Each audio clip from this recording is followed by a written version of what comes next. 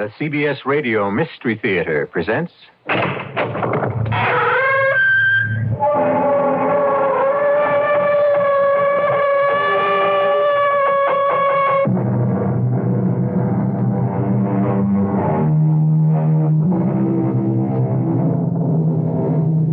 in. Welcome. I'm E.G. Marshall. What is your pleasure this time? How about a little murder with mystic overtones? Not to mention a most unusual motive. Why do men kill? In the ordinary way, for money, for power, for women. And then we have those who kill for revenge, or out of jealousy, or because they are consumed with hatred, or driven insane by emotion. Moving along, we even have those idealistic spirits who will kill you for your own good because you are too obstinate to accept their religion or their way of life, which they insist is better than yours. With all of these, we are more or less familiar. But did you ever hear of a man who was killed because the murderer wanted his talent? You're about to. Don't kill me. I'm sorry, Fred. I really don't want to. I have money. Take my money. I don't want your money. I'll resign. You can have my job. You can have a great career. I said I was sorry. I'll give you everything I own. It's not enough. It's not enough. But I'm rich. It's not enough. Well, what do you want? I want everything you are. Everything you are.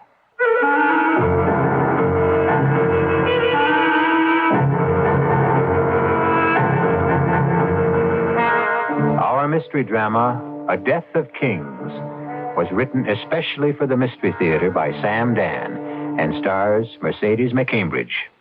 It is sponsored in part by Sign-Off, the sinus medicines, and imported Vigna Rosé wine. I'll be back shortly with Act One.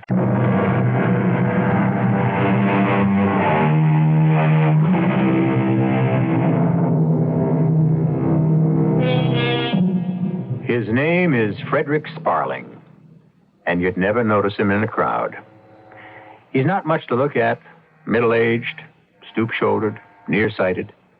He spends his days in a science laboratory at one of our great state universities, teaching serious, younger versions of himself, men and women who in 20 years will become what he is now. Of the estimated 3 billion people who inhabit this planet, less than 1,000 would possess even a glimmer of an understanding of what he's talking about. It's an almost metaphysical mixture of physics, chemistry, mathematics, and biology. Well, that's how he spends his days, lecturing. However, he spends his nights listening to a lecture.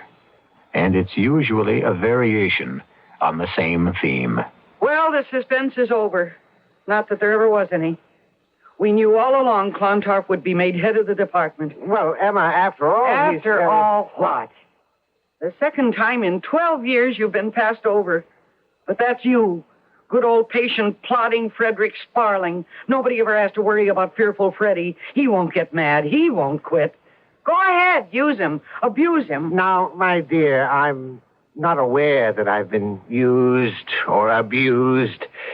Indeed, in the department, everyone is the soul of courtesy. To promote Clontarf, who doesn't have half your seniority. Emma, dear, seniority isn't everything. Oh, no? No, of course not. Well, then, this must be something new. Let's see. In the early days, you said you were passed over because you had no seniority. And now that you have more than anybody else, suddenly seniority doesn't matter. Emma, it's complicated. No, it isn't. It's very simple. You know as well as I do that to be the department head, you have to be a full professor. Oh, let's not start rubbing salt in that wound. Yes, but Emma, you've the got most brilliant man in the field, and you're only an associate professor. Emma, we go through this again and again, and really, you know why I'm not a full professor. Well, maybe you're satisfied being pushed around.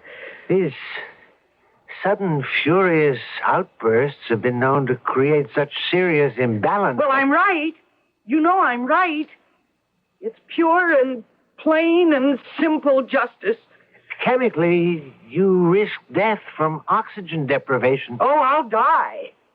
And it's going to be the perfect crime, because you'll kill me. But who could prove it?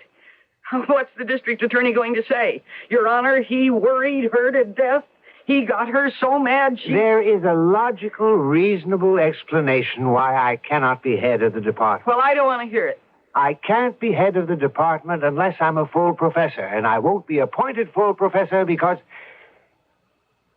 Well, I haven't published anything. And why not? Because... Why not? Look at the tripe those other men write. Precisely. And I won't publish unless it's something meaningful. Meaningful? Why, the work you're doing... I refuse to publish, to set forth certain... Why? Why? I'll tell you why.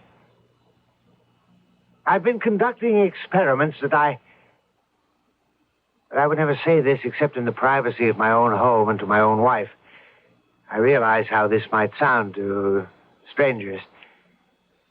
But I am now at a point where I have gone beyond the limits of present scientific knowledge. Well, aren't you going to say anything? What do you want me to say? I know how that must sound, as if I'm insane. How can any man presume to say that he knows more than... If it's true, why shouldn't he say it? Is it true? Yes. Yes, I'm afraid it's true. You're afraid? Why are you afraid? Because no man should know what I know. But you do know it. And that's why you should publish. No. No, never. I'm afraid that if I published what I know now, it could very well mean the end of the world. I don't care. What do you say? Oh, you scientist. You always talk like that. It's so ridiculous. The world goes on. Yes, but this... If you're afraid you can destroy the world, don't let that stop you. What good is the world to me? Or to you, the way things are now? You're becoming the laughingstock of the college, and I'm becoming a dowdy old hag. And I'm not even 40. Oh, now, my dear. Now, my please. dear, what? You're the world's most brilliant scientist. Oh, well, I wouldn't say that. Well, I'd say it. You should have recognition. You should be internationally famous. Well, there are people who know about me. Well, what about me? I want some fun in my life, some excitement. I want to stop squeezing dollars and hoarding pennies. I want to meet interesting and important people. I want you to start publishing. Is it possible that you don't understand? I told you, if I were to publish my findings, it could very well mean the end of the world. Who cares? As long as you get credit for it. What? Oh, what's this? Who'd call on us? I mean, it isn't as if we were somebody. Now, Emma, we are important. Everyone thinks highly of us. Are you kidding? Well, aren't you even curious? About what? About who's at the door. Oh, yes, I know who's at the door. You do? It's Alex. Alex? Alexander Thornhill. I never heard of him. He's one of my students, one of my graduate students. Brilliant fellow, but he, Yes? Well, he's having some financial difficulties, so I told him he could, stay here for a while. You what? Well, we do have a spare room. Well, you just tell him. Yes, but he has no place to stay. What am I running here? A hotel? He'll have to leave college. A brilliant mind will be lost to science. Well, science has too many brilliant minds now. You just tell him you made a mistake. Emma, you can't. Go ahead. Make me the villain. Just tell him that your wife disapproves. But, Emma, this young man must have a place. You won't tell him. All right, I'll tell him. I'm coming. Wear out the bell. Look here. I'm Mrs. Sparling, and I want to tell you that it's... Good evening. I'm so happy to meet you. It's a pleasure. I thought Dr. Sparling had told me all about you, but I see now he's really told me nothing. Is that Alex Thornhill, Emma? Yes, it's Alex, Professor. Won't you come in? Oh, thank you. Thank you so much. Emma, Mr. Alex Thornhill. Alex, my wife. How do you do? Have you had your supper? Frankly, no. Emma, we should have quite a bit of the roast left. Why don't you fix a bite for Alex while I see to the spare room? Well, Alex, I thought you were bringing all of your things. I did. Everything I own in the world. In that little sack? Well, let me get your room ready, and meanwhile, you two can get acquainted. Excuse me? He didn't ask you, did he? What do you mean? Oh, well, I can tell you're not overjoyed to have me stay here. Well, why do you say that? Are you sure I won't be in the way? Why would you be in the way? Oh, I don't know. I had the feeling. No, actually, we have a big house here, and we should share it with, well, you must be hungry. I'm starved. I'm sorry, because I don't think you'll enjoy dinner. Oh, why not? Well, the professor has all kinds of quirky diet things. He has a peculiar nervous system. He can't have salt or spices or anything that's good, so we have a pretty tasteless cuisine around here. And besides, I'm a terrible cook. I admire women who can't cook. You do? Sure. Shows they've been putting their time to better use. Gee, I have the feeling that I've been standing in a peat bog for the past 15 years. Oh, why did I say that? Probably because it's true. Well, of course it's true, but that's no reason to blurt it out to a perfect stranger. Am I really a stranger? I don't know what's the matter with me. I met you just a couple of minutes ago, and here I am just about ready to tell you the story of my life. Oh, I'd love to hear it. Well, you probably know it. Fading, aging wife of an obscure professor. Oh, forget it. Do you take coffee or tea? May I call you Emma? If you can stand it. Emma happens to be my favorite name. How could Emma be anybody's favorite name? It has such a school teacher, maiden aunt sort of ring to it. Oh, no. Emma was the name of my favorite English queen. Emma? Yes, forget Elizabeth and Victoria. Emma was the most spectacular of them all. Oh, what a woman. Wife to 2 kings, mother of 2 kings, seductive, brilliant, wanton. Emma, the last great Saxon queen of England. And you remind me of Emma. Honey, you speak as if she were a friend of yours. There are times when I actually feel close to her. Now, for instance, do you suppose that you could be the reincarnation of Emma? Oh, that's impossible. Why? Every one of us is the reincarnation of someone else. Well, that's ridiculous. You can't be serious. I'm always serious.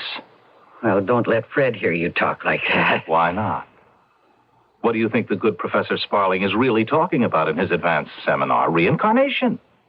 You can't be serious. Fred, a believer in reincarnation? Oh, he wouldn't call it that. He hides it behind formulae and equations, but it's a form of reincarnation. Oh, I don't believe it. And his is purposeful reincarnation instead of the hit-and-miss haphazard thing that exists in nature.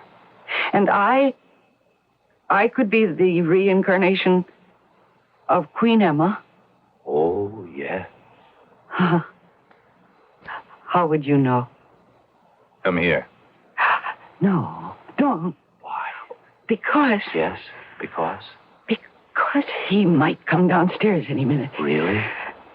Listen, I love my husband. Oh, do you? And besides, I hardly even know you. You know me. You knew me.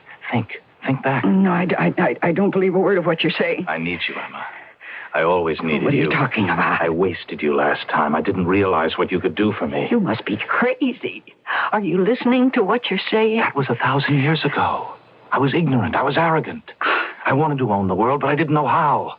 And what do you want with me? You're hardly more than a boy. I'm older than I look. Oh, please. And you're not as old as you look. Thank you. But I have a secret magic formula that can make you look younger, years younger. And what's that? Just come here. But You don't have to talk. Alex. Now, look at yourself. Look in the mirror. Look at your eyes, your face. If Fred finds out, it'll kill him. I know, my darling, but it's necessary for him to die in any event. Die? Fred has to die? Why? Why does he have to die? Because we shall be compelled to kill him.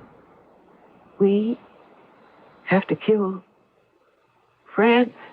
Yes, my dearest Emma, but be still. I see you two are getting along famously. Well, your room is ready for you, Alex. Thank you. You know, Emma, darling, I was sure you'd approve of Alex. I was convinced you'd like him.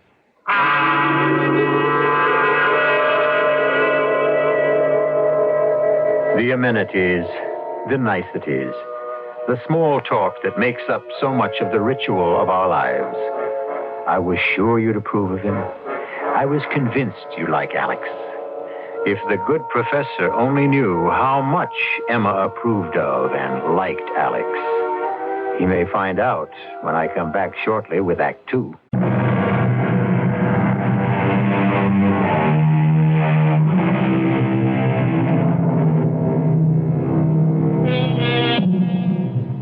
I suppose it's the story of the world. True genius is often overlooked and must labor in obscurity while sham and fraud receive the rewards of the genuine article. However, as they say, virtue is its own reward, and it's usually enough for the truly virtuous. For Professor Frederick Sparling, enough is as good as a feast. He has his work, he has his wife, he has his home, and he even has his disciple. Can the true man of learning ask for more? That's him, lady! Oh, there! Seize him! Seize him! No, pity me! Pity me, my lady! Pity?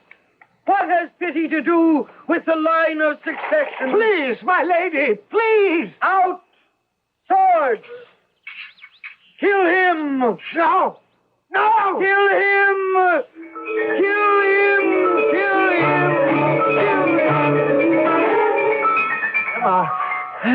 Emma, Kill. my dear, wake up. Kill. What? Oh, what do you want? Wake up. What do you want? What's the matter? You were having a nightmare. I was. Oh, yes, I must have. Oh, it was so real. I know. You know. Until you became disturbed, it was... Oh, it must have been a splendid dream. I could hear what you were saying. What was I saying? Well, you seemed to be a famous namesake of yours, Emma of Normandy, who married first King Ethelred and then King Canute. Yes, that was the dream. Well, now, what could possibly cause you to have such a dream? Fred, how long is Alex going to stay with us? Well, I don't know. Why? Because I don't think it's a good idea. I thought you liked Alex. I do. A young person about the house seems to make things more cheerful. A young person? It isn't as if we were ready for our Social Security. Well, we're matured, settled. Fred, how long do you want him to stay? But he practically pays his way. He makes himself useful about the house. He fixes things. Fred, please. I would rather that he left us. Why? What objection can you make against him?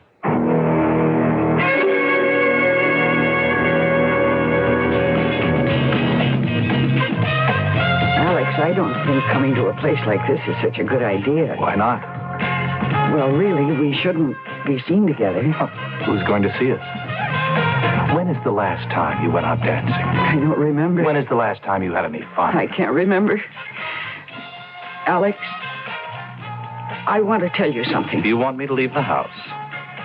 How did you know? Because you're being Emma. Queen Emma. Oh, please, Alex. Don't you see how your life runs parallel? She was also married to a Fred Sparling, except his name was Ethelred. Ethelred the Unready. Oh, that's nonsense. Why? Well, how can it be anything else? His world fell apart, but not hers. She knew what to do. She prepared for the future. And so when her husband died, providentially, they say she may have had a hand in it. Why are we talking about this? Is it painful? People don't die. Oh, now I know you're crazy. The outer shell, the hull, the husk, that wears out. But what's inside can never be destroyed. Please take me home. The genius of a Da Vinci, a Beethoven, the evil of a De Medici, what happens to it? It goes on living. It finds itself another shell, another husk, another covering, another temporary shelter. Well, you can't prove that. Do I have to? Doesn't it make sense? You could have been Emma. Emma of Normandy. I am not the kind of woman who leaves her husband. Even if you're unhappy? I'm more than just unhappy. I'm frustrated and I'm bitter and Oh, what's the difference? I made a vow. So did Emma of Normandy. If I hear one more word about Emma of Normandy, I'll walk out of this place. All I'm asking is... Just look around you. Look at all these really attractive girls. Some of them are half my age. Look at how they're looking at you so boldly and invitingly. Why do you want me? Oh, I know your problem. You're afraid this is just a lark for me. And when it's over, I'll walk out on you. Well, won't you? No, I couldn't. Because after Fred is gone, I'll need you more than ever. Why do you keep saying after he's gone? Because he has to go.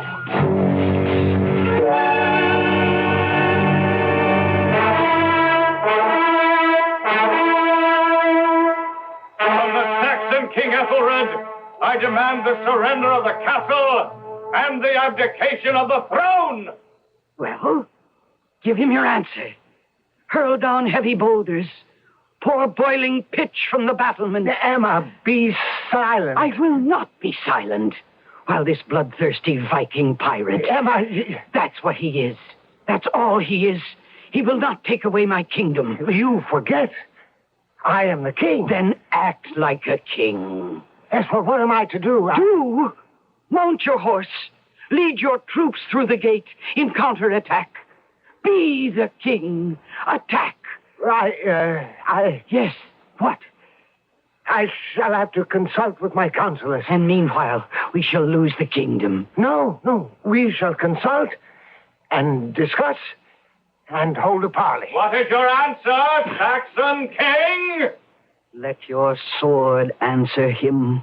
Let your sword find his heart's blood. Emma, I must listen to my counselors. Your counselors, ignorant, half-witted, traitorous. Now, Emma, really, you have said too much. What is your answer? We shall storm the gate. We answer death.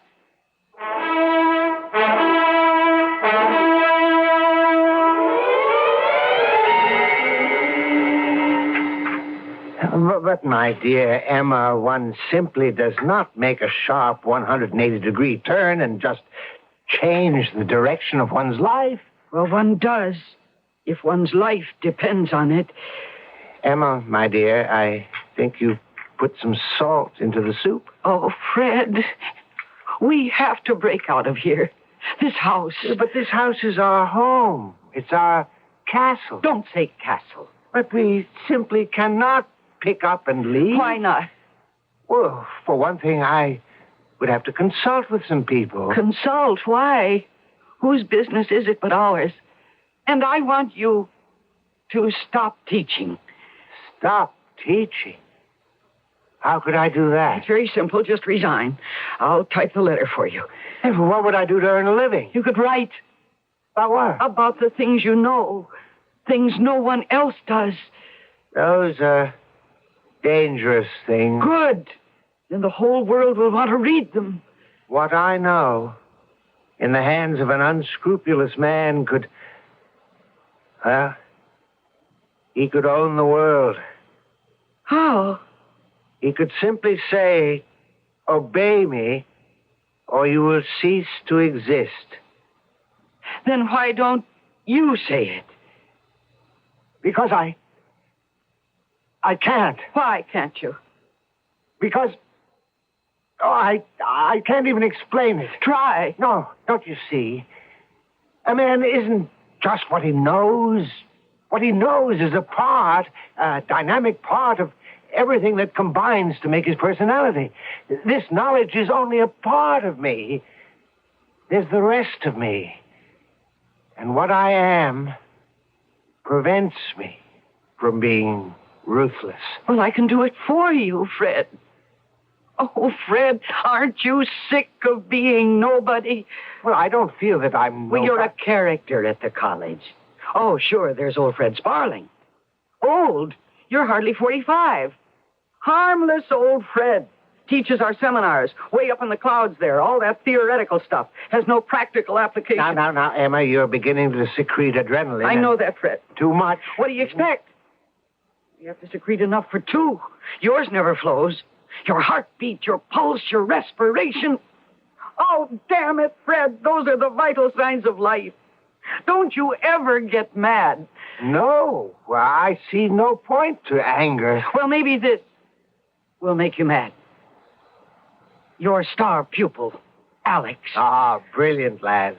He's more than my star pupil. He's my disciple. So much the worse.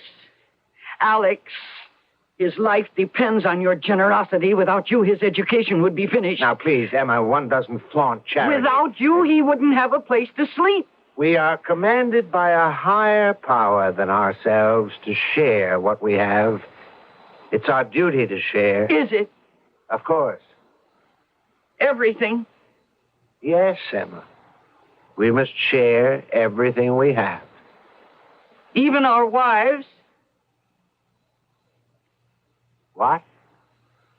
What did you say? I want to know if a man is required to share his wife. Darling, what does this have to do with everything? Alex? From the charitable goodness of your heart, you have given Alex a place to sleep.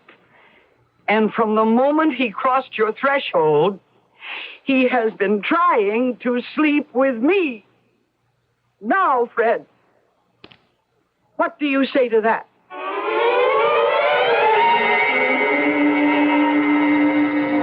There are an infinite number of replies a man can make when his wife says what we just heard Emma say. I'll kill him. Or he could say, I'll congratulate him. He could say, well, that's gratitude.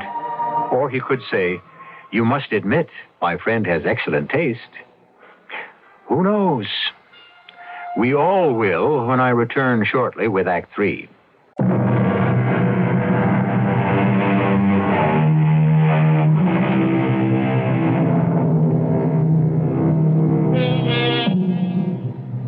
While certain primitive tribes consider women as communal property, and the greatest honor you can show a man is to accept his wife, this custom is not true of our own society.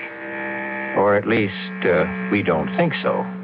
Therefore, when Emma suggested to Fred that Alex was attempting to create what the French, who always have a charming name for these things, call a ménage à trois, Fred's first reaction was, Emma, my dear, I was aware of it. You were?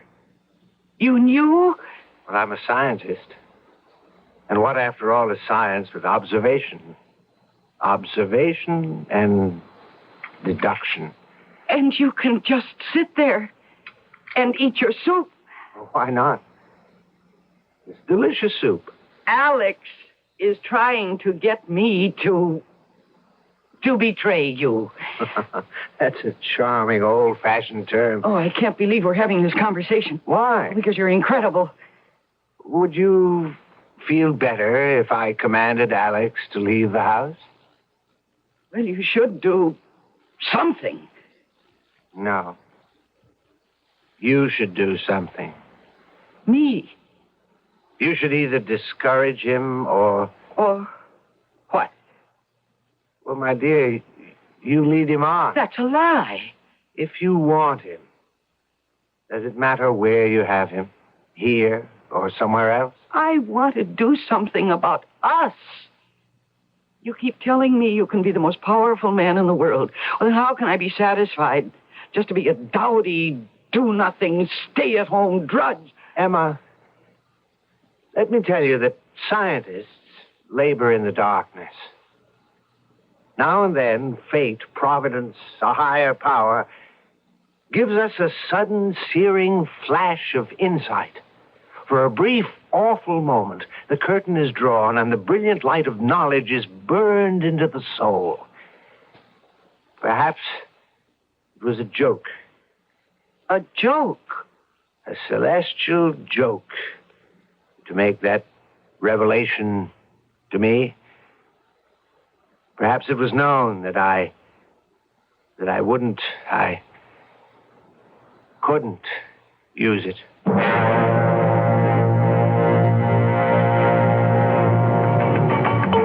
You look beautiful tonight. Keep saying it. You'll convince me. You know what a woman needs to make her beautiful? She has to be secure in the knowledge that a man loves her. I always knew that Fred loved me. He doesn't count. I said a man. I know what you're saying. And I know what you mean. And I believe you. You sure it isn't the wine talking? It's me talking. Emma Sparling, formerly Emma of Normandy. Ah, do you really believe you were Emma of Normandy? You were the one who convinced me of it originally. But does it matter if it's true or not? I feel like Emma of Normandy. Then you know what we have to do with Fred. Leave him. Break out of here. That's right. We can go anywhere in the world. Anywhere you say. Wonderful.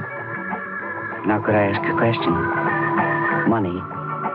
What do we do for money? Like the pirates of old, we will demand tribute, pay, or be destroyed. Now, how can that be arranged? Fred can do that for us. Fred? That part of Fred that knows how to do it.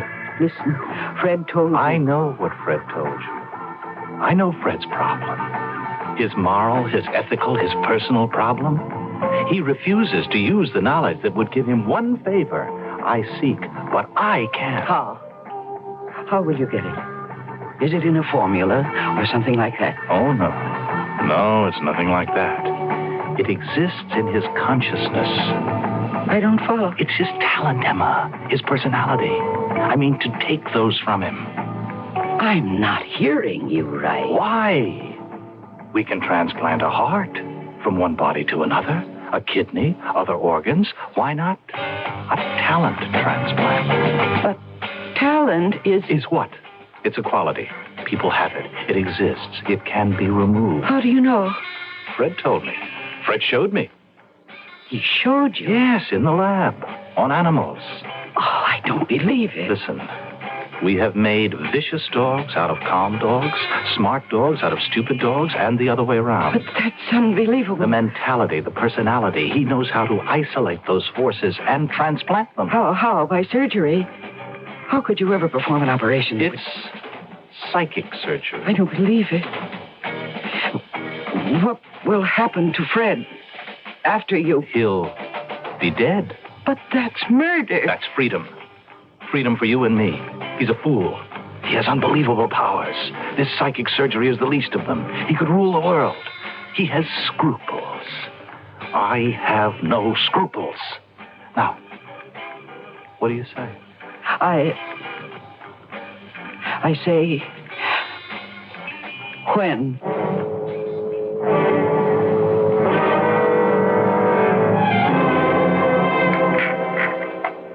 More coffee, darling?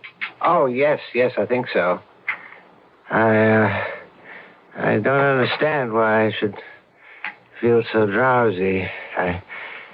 Maybe it'll wake me up. Here you are, Fred. I have some papers I really should go over this evening. Alex. Yes, Professor?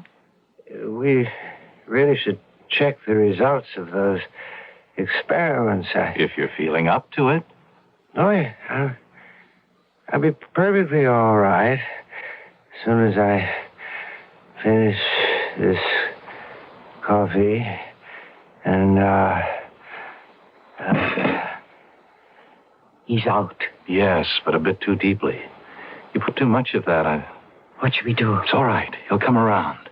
We only need him to be semi-conscious. How are you going to... Hand me those needles. No. One at a time. All right. Now, cut away his sleeve. Yes. Yeah. Quick. All right. Careful. Good. Now, swab his arm with the alcohol. And let me just plunge home the... There. Alex, I'm frightened. Oh, please, it's too late now. Hand me the needle on the other end of that wire. Is it like a blood transfusion? No. How can it be a blood transfusion? It's not a tube, it's a wire. Here, swab my arm with alcohol. Yes. And hand me the needle. Be careful. I know how to do this. And you told me that Fred will be dead afterwards. Won't the police Don't worry, the doctor will see only natural causes. Heart failure, shock, no way to prove murder. Now, get that little box that I hid on the shelf, quickly. Emma. Oh. Emma. He's coming too. Don't worry about it. When this is over, I'll be unconscious. If you remember what you have to do. Emma. He's waking up. No. He's just coming around to where I want him. What do you have to do afterward? I have to remove the needles and take the box, everything we used, and hide them in the attic. Yes. Yes, then I call the doctor because both of you will be unconscious. You will tell the doctor that we collapsed. Yes, that's right. And that's all you'll do until I become conscious again. Yes. Now, how long will that take? A day, 2 days. Alex.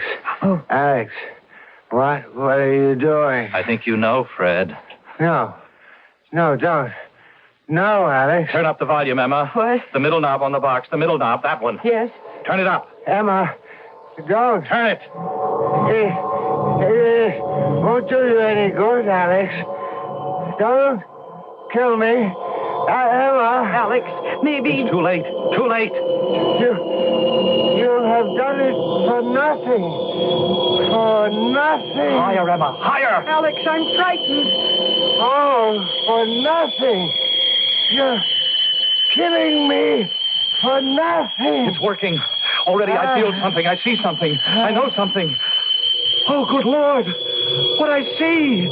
What I know. Nothing. It's for nothing. You knew this, and you didn't use it. I'll rule the world. No.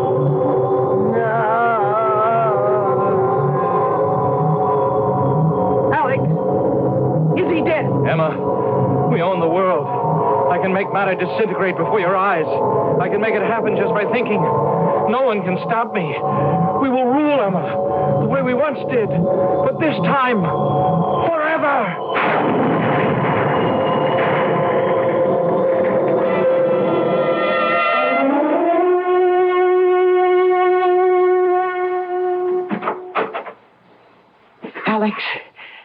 Alex, darling. What? You're coming out of it. Alex, speak to me. Oh, Emma. Emma. Your voice. It's so different. Yet so familiar. Well, is everything, all right? Oh, yes, darling, yes. The doctor came after you fell unconscious. Yes? Yes, and I did everything you told me. I hid the apparatus, and I said that you two had just collapsed at the table. And the doctor and the police had a fine time with all that. Emma. But it's over now. And no one suspects. We did it, my darling. We did it. And now, let's live. Emma. Here, I brought you a cup of coffee. Oh. Come on, drink it. You'll feel better. and then I'll prepare you some dinner. Thank you, dear. Thank you. Oh. What is it? Oh, sugar. You put sugar in this. You know I can't tolerate sugar. Alex. I mean, how many years have you cooked for me, dear? No sugar, no spices. I have a very delicate metabolism. Alex, what are you saying? Oh, I must get up. I must get to the laboratory. No. No, we're leaving. We're going to be rich. What are you saying, my dear? Whatever gave you such You're not Alex. Well, of course I'm Alex. But you're talking like Fred. Well, I must talk like Fred, and think like Fred, and act like Fred. But you said if you transplanted his talent... Well, yes, I have his talent, but I also have his personality. You see, I am Fred. Oh, no. No. We'll be happy here, Emma, very happy with our work, our home. What more could we ask, Emma? You call yourself a king. A king. What are you saying? You are a fool and a coward. Emma. I never want to see you again. I'm going to him. Let go of me. No, Emma, no. I must take you to a doctor. I want the pirates. The Viking pirates. We could rule the world. Yes, dear, I understand. Now, I'll take you to the doctor and you'll feel better. Help me find my Viking pirates. Yes, dear. Of course I'll help you.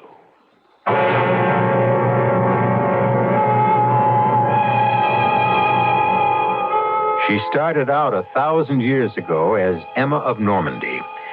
That was the first time she married Ethelred the Unready and left him for the Viking Canute. And she's been leaving him ever since.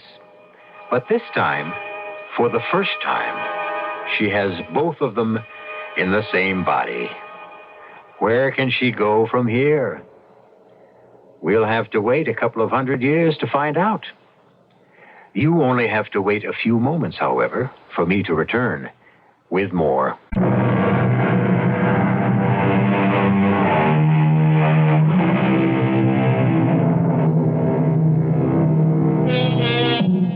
A poet says, inside us all faintly echo the softest notes of a forgotten melody. Where did we once hear it? And when did we sing it? Sometimes in the absolute loneliness of the darkest night, there is a whisper. Is it a vagrant breeze? Or someone calling out, reaching out from the bottomless well of the past and saying, remember me? Once I was you. But perhaps things are best left the way they are. Perhaps there are things best not remembered. Our cast included Mercedes McCambridge, William Redfield, and Robert Dryden. The entire production was under the direction of Hyman Brown. And now, a preview of our next tale. I'm sorry, son, I didn't understand. Those were the 6 words. Sorry for what? For remembering me. I wouldn't expect her to forget immediately, of course. That would be unreasonable. But as soon as possible, put me out of her mind. My life on Earth was over. I'm sure she meant well, your mother. After you're here a while, you'll realize that everybody doesn't mean well, and quite often does a lot of harm. But your mother loved you. Then why not leave me alone to enjoy myself? Why wake up in the middle of the night to remember how handsome I looked the day I graduated from dental college? So inconsiderate. Why was it inconsiderate? Because, my dear fellow, if she kept it up long enough, I'd have to stop whatever I was doing and go visit her. Visit her? How could you do that? How? As a ghost, of course. Radio Mystery Theater was sponsored in part by Buick Motor Division. This is E.G. Marshall inviting you to return to our Mystery Theater for another adventure in the macabre. Until next time, pleasant dreams.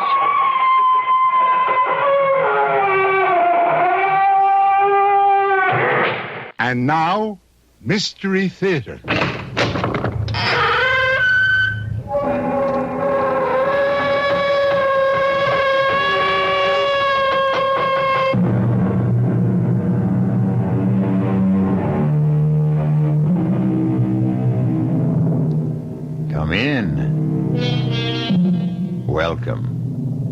I'm E.G. Marshall.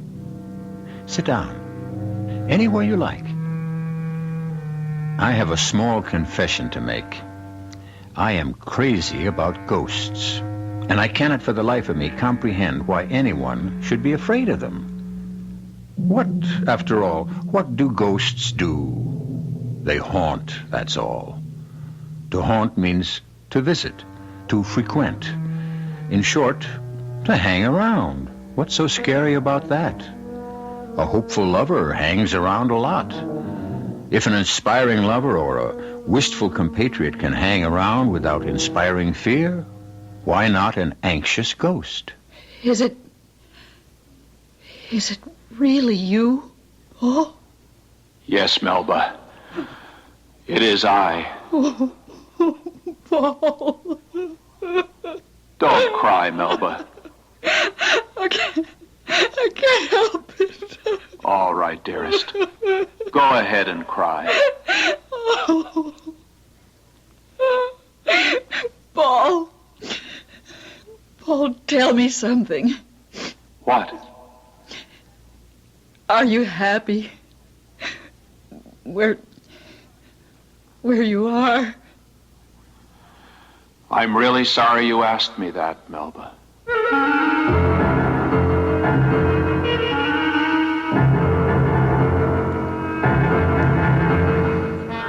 Our mystery drama, Ghost Talk, was written especially for the Mystery Theater by Elspeth Eric and stars Lenka Peterson and Elliot Reed.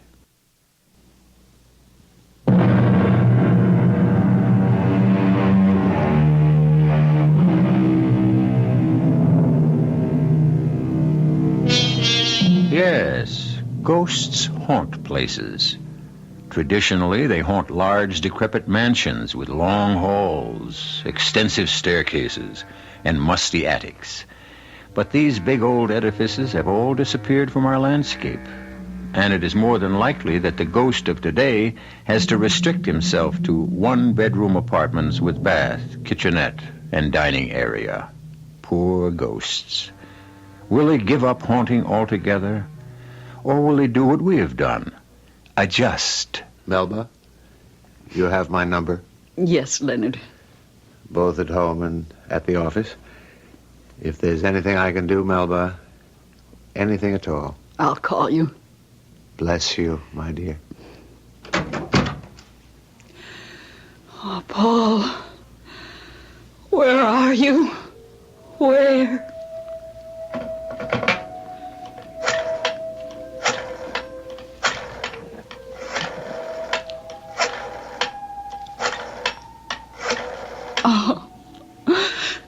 Irene, it's me. They've all gone.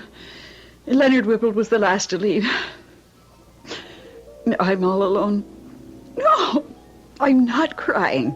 I'm trying to be brave and calm and remember everything you told me.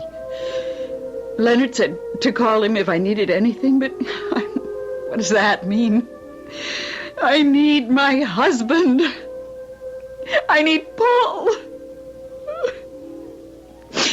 Oh, no, Irene, I couldn't go to the movies. No. I'll just sit here and think about Paul. All the beautiful memories. 22 years of beautiful memories. You know, Irene, I keep thinking all the time of what you said to me after the funeral. You said, Paul will never be really dead as long as he's remembered. I keep saying that over and over. Paul isn't really dead as long as he's remembered. I want to thank you, Irene, for that beautiful thought. It means everything to me.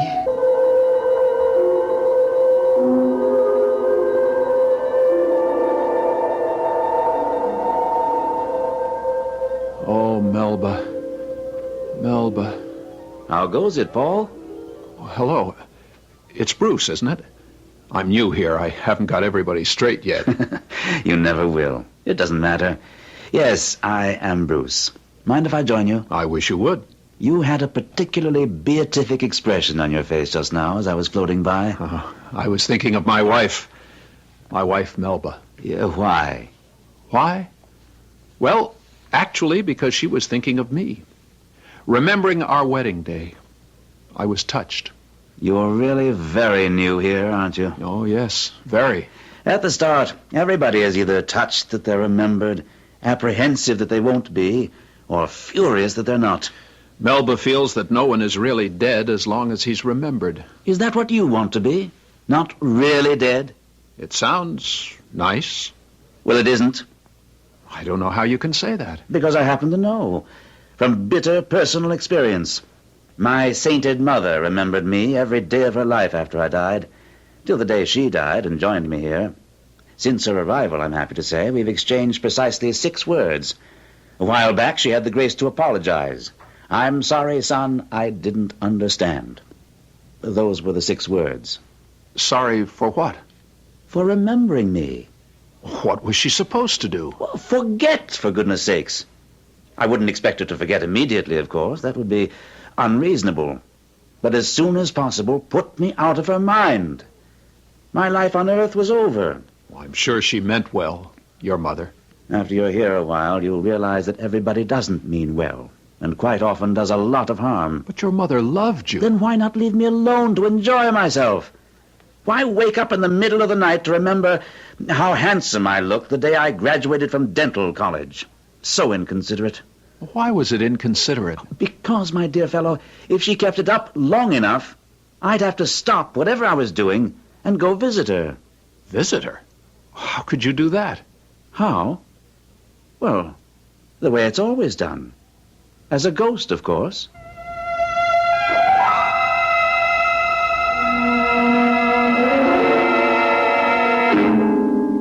Irene? It's me. Oh, all right, I guess. Leonard was here.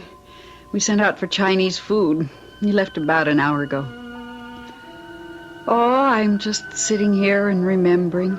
I got out the old picture album to show Leonard. I don't think Leonard cares too much for travel.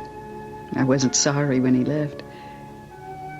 Looking at the snapshots and remembering the beautiful life I had with Paul, it seemed to bring him closer. Oh, I mean it, Irene. A couple of times, I felt as though he was right here in the room with me. Honestly.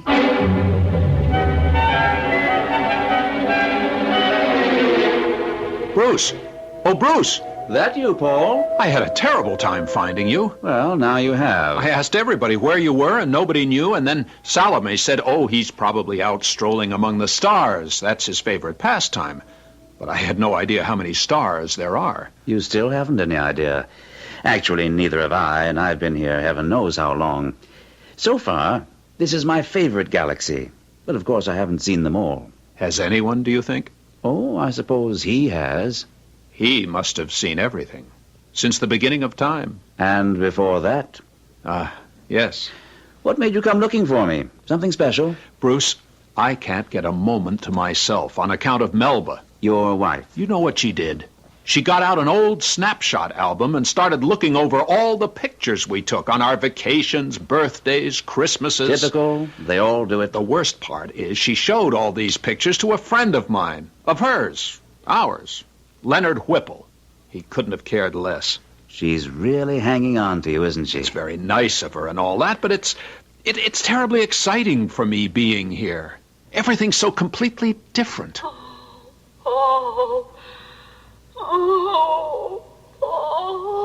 There she goes again, hear her? Oh, Paul, dear. Dear Paul. Hear that? Vaguely. She just keeps after me and keeps after me. Well, what about this Leonard Whipple? Well, he's a very nice guy, but he's not going to hang around much longer if she makes him look at pictures of our honeymoon and the Grand Canyon. You couldn't just ignore her, I suppose. Well, she's my wife, and I love her. I mean, she was my wife, and I did love her. But now, things are different. I'd say so. Well, for goodness sake, look there. If it isn't him. Him? You mean it? Really? Him? I haven't seen him in eons. I never have. Sir, please. Hmm? No, yes, it's Bruce. Yes. Am I right? Yes, sir. And this is Paul. He's new. I know. Hello, Paul. I'm really thrilled to meet you, sir. The galaxy is looking well, don't you think? Oh, I love this galaxy, sir. You set it out so neatly. There's one star I've been concerned about. I think it's beginning to twinkle out. Sir, as long as we were so fortunate as to run into you like this, could we have your advice about something? You know I dislike giving advice. It's for me, sir. I don't know what to do about my wife. Is she here? Oh, no. She's with the living.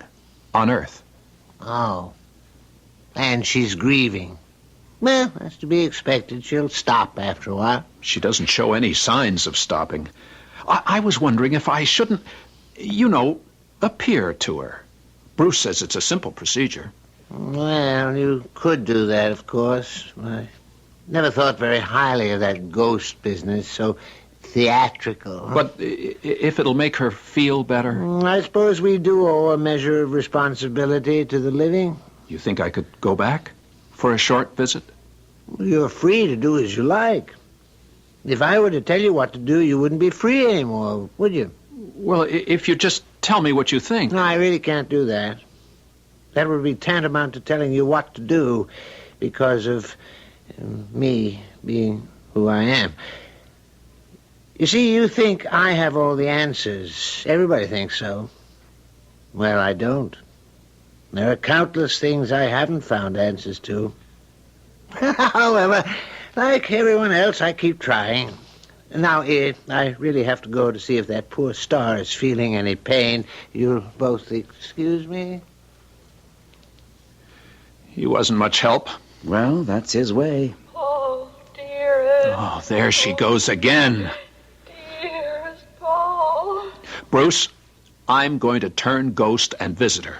At least you've made a decision. How do I go about it? Well, there are no hard and fast rules. Actually, not many of us do it. It's considered kind of freaky. Freaky? Look how many of us there are and how few of them. If we all took to ghost walking, we'd have them outnumbered trillions to one. I don't care. I want to do it. I just need to know how. Well, you can do it in the old-fashioned way. Clanking chains, winds whistling through the trees, moon behind black clouds and all that. I don't think Melba would go for that. Well, then there's the crying, sobbing type of ghost. Inconsolable weeping. Since I don't feel particularly inconsolable... Well, then there's the ghost that flits through the halls, appearing and disappearing. Now you see it, now you don't. We don't have a hall, just a rather small foyer. Can't I just appear? In some simple, straightforward way. Just say, here I am, dear. You wouldn't want to start with one weird, uncanny shriek. I wouldn't know how. Or a sardonic laugh? Well, what would I be laughing at? Oh, life, death, anything in between.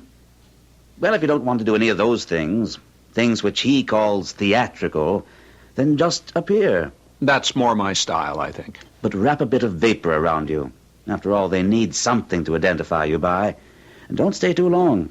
And above all, don't let it depress you. Why should it depress me? You'll find out, my friend. You'll find out.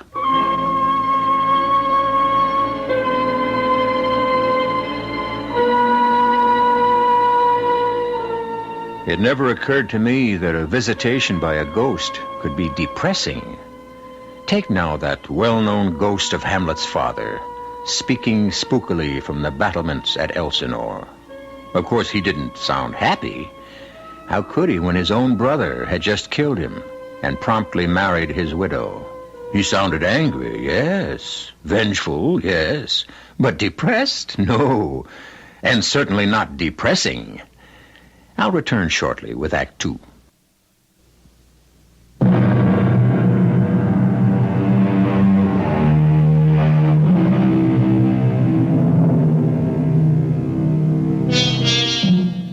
Our moribund hero, Paul, has decided to return to Earth as a ghost and haunt the 3-room apartment where he once lived with his wife, Melba. He has simply draped what remains of him in a shred of celestial vapor And now, as he gazes through the living room window of what used to be his own 10th floor apartment, he can scarcely be distinguished from the melting moonlight that floods the room inside. Nothing's changed. She hasn't changed a thing. Let's take our coffee into the living room, Leonard. Good idea. I think I picked the wrong time. Bring in that plate of cookies, will you? Right? Not those same old oatmeal things. I've always been crazy about oatmeal cookies. They were Paul's favorites. Set them down there. Cream in your coffee? Sugar? Black, please. No sugar. That's the way Paul took his. His after-dinner coffee. In the morning, cream and sugar, yes, but after dinner, nothing. Is that so? And milk in his tea. You don't say. That's the English way, you know. Milk and tea. I didn't know Paul was English. He wasn't. Oh, I see. Oh, way back, 5, 6 generations, he was English, but... I myself was born in Wales. Is that so? Oh, well, that's near England. Richard Burton is Welsh, you know. For goodness sakes! Well, didn't you know that? The last movie Paul and I saw together had Richard Burton in it. I wanted to show you something fascinating. Paul's World War II uniform. I've saved it all these years. No, I don't. Not tonight. And his captain's bars. Some other time. I've really got to be moving on. Oh, if you really have to. Such a beautiful night. I think I'll walk home. Yes, a beautiful night. Oh, just look at the moonlight streaming through that window. Care to walk a ways with me? In the moonlight? Oh, no, I don't think so, Leonard. I have a lot of things to do here. Yeah, well, if there's anything you need, you have my number. Yes. At home and at the office. Good night, Melba. Thanks for dinner. Thank you for bringing all that fried chicken. Oh, it was nothing. Really. Good night. Good night, Leonard. Oh, Paul. Dear Paul. I need you, Paul. Melba. Oh, I need you so. I'm right here. What was that? I said, I'm here. Paul? Yes. Me. Paul. But where? By the window, dear. I can't see you. I'll step inside. That'll be better. Oh, I see something. You see me. I dare say I've changed somewhat. Paul. Can that be you? It is. I. Really you? Well, fairly, really. Everything considered, as real as I can get. Oh, I can't believe it. Believe it, Melba. Oh, Paul. How are you? Oh, never mind about me. How are you? Oh, I'm all right. Really? All right? Everything considered. Everything considered, I'm better than all right. Paul, tell me, are you happy? Happy? I must know. Are you happy? I'm sorry you asked me that question. Why should you be sorry? Happy just isn't a word we use. Why not? Because it doesn't mean much once you've died. Oh, Paul, you're not saying you're unhappy. No, I'm not saying that. Then what are you saying? Look, Melba, I didn't really come here to talk about me. What about you? Well, naturally, I'm not happy. Why not? Without you? What about Leonard Whipple? Oh, him. What's the matter with Leonard? Well, nothing's the matter with him. He's just not you. Well, I'm not me either. Not the way I was before I... Oh, but I remember you the way you were. And as long as I remember... Melba, honey, I don't even remember me the way I was. You don't? Not very well. You remember me, don't you? Sort of. Sort of. Well, you were my wife. I'm still your wife. Not exactly. There'll never be anyone for me but you. Never, I swear it. Please, Melba. We are man and wife forever, for eternity. And now that I know you can return to me, not in the flesh perhaps, but even like this. It's strange. It's weird, but it's enough for me. I can live on as your wife and on till I join you. Melba, you don't know what you're saying. Oh, I knew you could never really die as long as I remembered you. And you see, here you are, living on.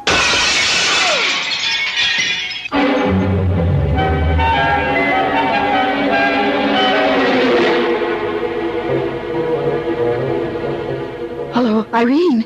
Me. Guess what? You'll never guess. Paul was here. Yes. Yes. Right here in this living room. All right, then, his ghost, whatever. Well, he looked different. Yes, sort of steamy. Kind of like a street light on a foggy night. But I knew it was Paul, all right. His voice and the things he said and the way he called me Melba, dear. Well, he didn't say too much. I asked him, was he happy? Because naturally I wanted to know, but he wouldn't say. He wouldn't say he wasn't unhappy either. Isn't that weird? He wanted to know about me. Am I happy? Isn't that sweet? And he asked about Leonard Whipple. Imagine him knowing I've been seeing Leonard off and on.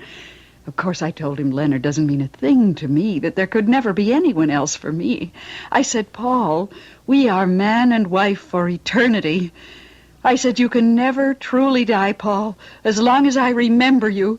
And then, you know what, Irene? There was this great big noise, a crash sort of. No, not like thunder, more like music, like a chord out of Beethoven or somebody. And all of a sudden, he was gone. But he'll be back. Like you said, no one is really dead as long as he's remembered.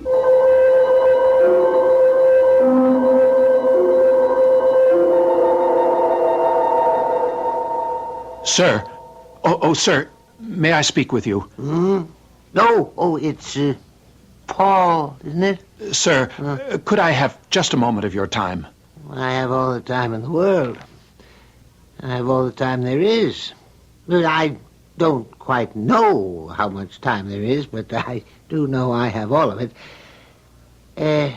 Does that star look all right to you? Well, I wouldn't know. I don't quite know how a star is supposed to look. Please, sir. Yes, of course. You want to talk to me. What about? I've been back to the Earth. My wife kept calling me. You said we owed some responsibility to the living, Did so I say that? Yes, sir, you did. Oh, I wonder if I was right about that. These Earth trips can be very upsetting. Mine was. My wife wanted to know, am I happy? They're all so preoccupied with happiness, aren't they? I didn't know what to say to her. I couldn't answer her. This woman I'd been married to for half my life, I couldn't talk to her.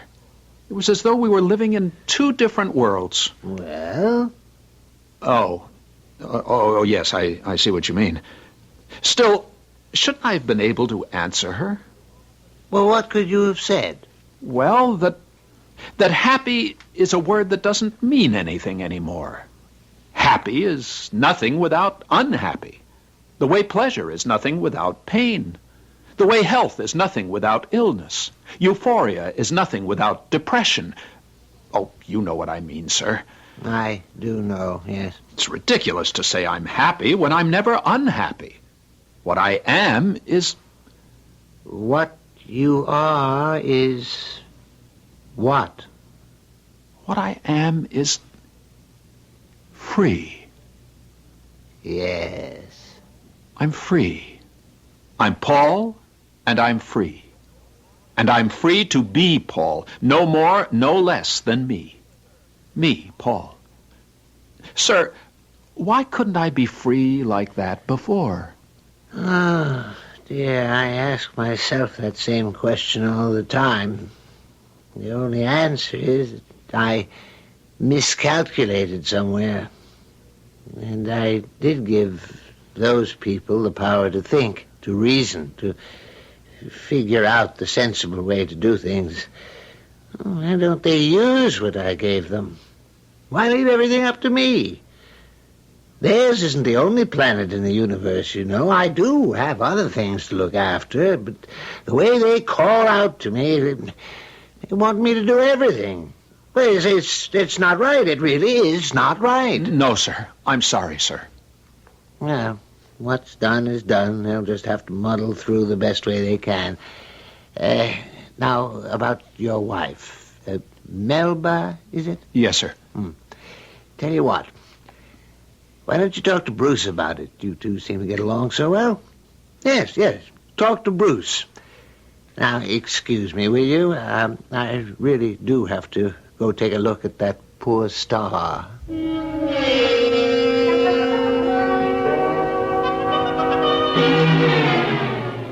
Bruce, he just wasn't any help at all. Now you listen, Paul. Suppose you had invented the greatest machine imaginable. One that would do, practically anything you can think of. Now, how would you like it if somebody came running to you every time a bolt got loose and asked you to tighten it? But, Bruce, Melba says she's going to go on remembering me forever. We'll be man and wife forever, till she joins me here, and then we'll still be man and wife. Maybe once she gets here, she'll change her mind. But she's only 42. She'll be remembering me for years and years and calling for me, and I'll have to put on that vapor stuff and haunt the apartment.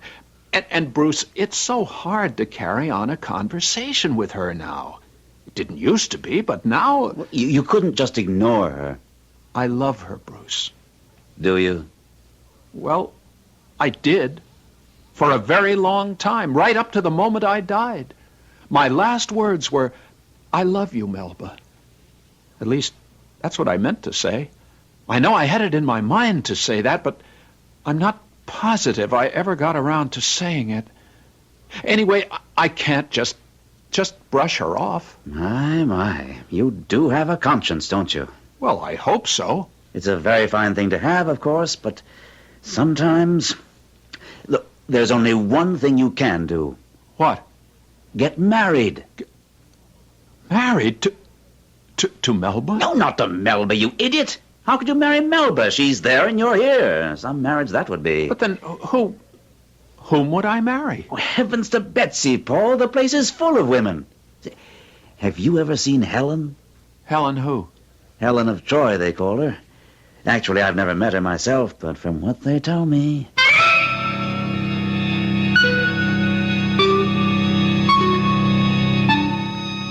Marriages are made in heaven, so it's been said.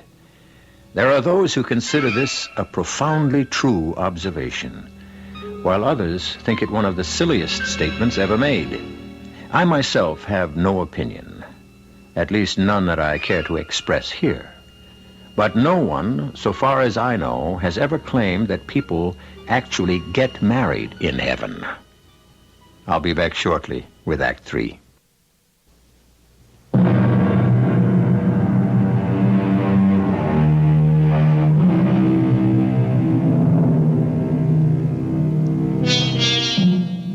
Melba was a wonderful wife to Paul, but as his widow, she leaves something to be desired.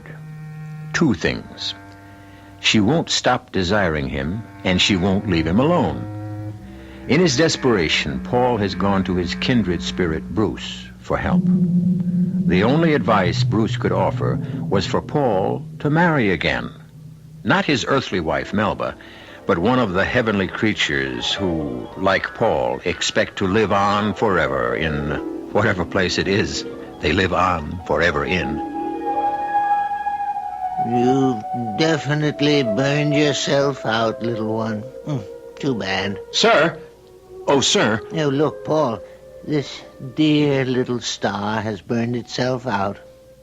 Well, I knew it wouldn't be long. Sir, I did what you told me to. I talked to Bruce about my problem, and you know what he said? He said get married. Married? He says the only way to make Melba forget me is for me to get married to someone else. Someone here. Where else? What do you think of the idea? Why do you keep asking me what I think? Can't you ever think for yourself? Well, I just thought... No, you didn't. You came running to me like all the others. I'm getting tired of it. Well, if you could give me a little advice... I gave you a little advice. I said talk to Bruce. You talked to Bruce, and he told you what he thought you should do. Now, either do it or don't do it. Is it all right? Is, what all right? To get married. Here. Paul, the essence of this place is perfect freedom to do as you choose. It might work out, it might not. But that's true of everything, isn't it? It's certainly true of everything I do. Do many people get married here? Well, I don't know. I do know they don't come running to me to ask, is it all right? Bruce mentioned someone called Helen. Helen of Troy? Are you asking me to pick a wife for you? Now, what else do you want me to do? Tie your shoelaces? Help you with your arithmetic? Don't you people ever grow up? I'm sorry, sir. I don't care about your being sorry. That's too easy. I care about your achieving some measure of maturity. A bit of independence, a little simple sense. Is that asking too much? Tell me, is that really asking too much? Oh, sir, Sometimes I feel like giving up on the whole human race. You're not going to cry, are you, sir? Why not? Who has better reason to cry than I have? Nobody, I guess. However, we must all carry on, mustn't we? Never give up. That's my motto. Because if I gave up... Don't say it, sir. Please, don't say it. No, I won't say it. I wouldn't be so cruel, no matter how provoked. Now, Paul, I really must go to tend to that poor little star who, believe me, needs my help more than you do.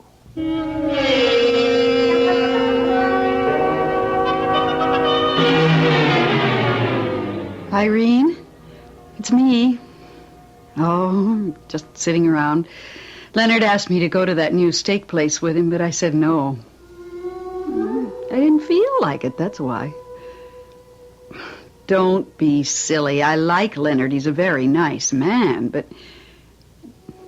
Well, there's a beautiful moon out tonight, and I thought maybe... Oh, for heaven's sakes, what's that? Well, there was a terrible clanking noise just now. It scared me to death. Oh, how could it be the radiator? The heat's not turned on yet. Is there a storm coming up or something? What's that whistling sound? Can't you hear it? Like a terrible wind. Maybe a hurricane. What do you mean you don't hear anything? What? There goes the moon. It must be a hurricane. I mean, the moonlight just stopped shining. How can it be shining where you are and not here? Oh, now it's shining here, too. Irene, are you there? Are you crying about something? Oh, I thought you were. No reason, I just thought I heard... Well, I heard somebody crying. More than crying, really sobbing. Oh, my goodness. Something just ran through the room. How do I know what? It disappeared into the kitchen. Irene, there's something here in the kitchen. It's laughing, terrible laughing. It couldn't be Paul because it couldn't be. Paul doesn't behave that way. He just comes to the window and says, "Here I am, Melba dear." It couldn't be Paul. Here I am, Melba dear. He just said it. Here I am, Melba dear. Melba, I'm here. Irene, I'm going to hang up. I've got to find out if it's Paul. And if it is Paul, I've got to know why he's behaving so peculiarly. No, don't come over. You might scare him away. I mean, after all, I'm used to these things and you're not. Bye, Irene. Hello, Melba. Paul, is it you? No, it's not Paul. Oh, don't be frightened. I'm Bruce. Bruce? Who? I don't know any Bruce. I'm Paul's new friend. His best friend, actually. Why are you here? Why isn't Paul here? He couldn't make it tonight. Why not? Nothing's happened to him, has it? What could happen? Well, nothing, I suppose. Everything's already happened. Precisely. Well, then why isn't he here? I've thought about him and thought about him every single day, and every time I woke up during the night. I've been over every moment of every day of every year we had together. That's just And it. I'm just about to start over at the beginning. I wouldn't do that if I were you. Why not? He's not really dead as long as I remember him. He's not really alive either, is he? Well, no, but Melba, you're wearing him out with all this remembering. wearing him out. Yeah, back and forth, back and forth. It's very tiring, Melba. You mean he'd rather just stay where he is? I think so. Oh, nobody wants to be dead and forgotten. Wait till it's your turn. I certainly don't want to be. Wait, you'll find out. Nobody wants to be dead and forgotten. That's because they haven't tried it yet. You mean to tell me that Paul wants to be forgotten? By me? If you think you could manage it. Forget 22 beautiful years? Oh, I couldn't. I couldn't possibly. What about having 22 more beautiful years with somebody else? Like who? Well, I've heard nice things about a certain Leonard Whipple. Leonard Whipple. I've heard he's very devoted to you. But Leonard's not Paul. Leonard could never be Paul. But he could be Leonard, couldn't he? If you'd let him? Paul is the only man for me. Always was, always will be, and that is that. Oh, Melba, Melba. Why do you say, oh, Melba, Melba, like that? Because you forced me to tell you something I really have no right to tell you. What? What is it?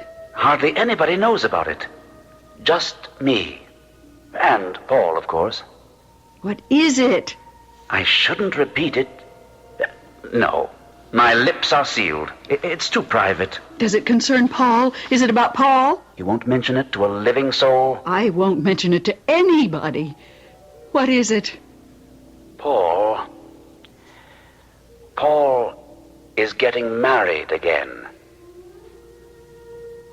Paul is getting married again? Yes. Who to? I think her name is Helen. Is she pretty? I've never met her, but I hear she's very pretty. Young? I believe so. Oh, how could he? How could he? That's life, Melba. Life. Paul's not alive. True, but you are, Melba. Yes, I am. Make the most of it. That's my advice to you. Thank you, Bruce, for telling me what you've told me. I really appreciate it. You're quite welcome. I don't suppose Paul would ever have told me himself. Oh, eventually he would have. Maybe. Maybe not. Well, if you see him, tell him I hope he's very happy with his Helen. I'll tell him. Nice to have met you, Melba. It's very nice to have met you, too, Bruce. Are you still sitting down or standing up? I can't quite tell. Does it really matter? Well, I'd just like to, I don't know, shake your hand or something. Not necessary. Not necessary at all. I could see you to the door. No, let's just part this way. A fond adieu to you, Melba. A fond... Oh. He's gone. Just disappeared. Well, that's the way with ghosts. Oh. Who needs ghosts anyway? With all their comings and goings and the way they talk. Who can understand them? Hello, Irene? Irene, you are absolutely not going to believe what I'm about to tell you. You simply will not believe it.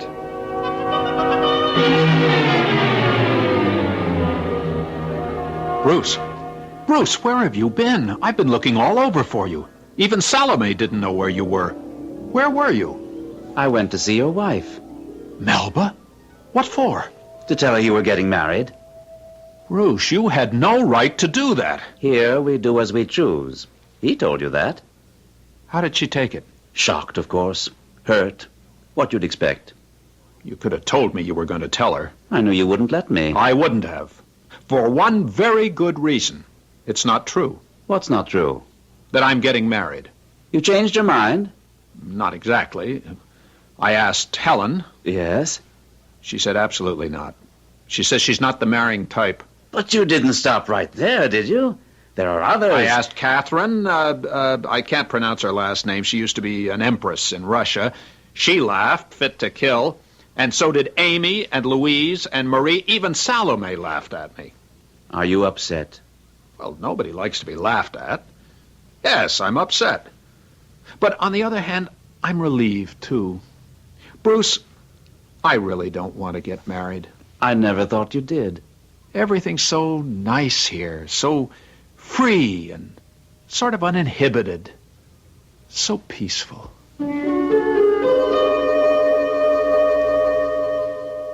Leonard, it's Melba. You don't mind my calling you at your office, do you? Oh, that's good. How was the new steak place? You didn't go? On account of me, you didn't go? Well, I must say, Leonard, I spent the evening doing various things. Things that really needed to be done. Like, I got all Paul's clothes together and packed them in boxes. Tomorrow I'll send them to some deserving charity. Listen, Leonard, I was thinking, as long as you didn't go to that steak place, why don't you come over here tonight and I'll cook you the best steak you ever tasted. And hash brown potatoes. Would you like that? Ah, good. We'll come early, and we'll have a martini first.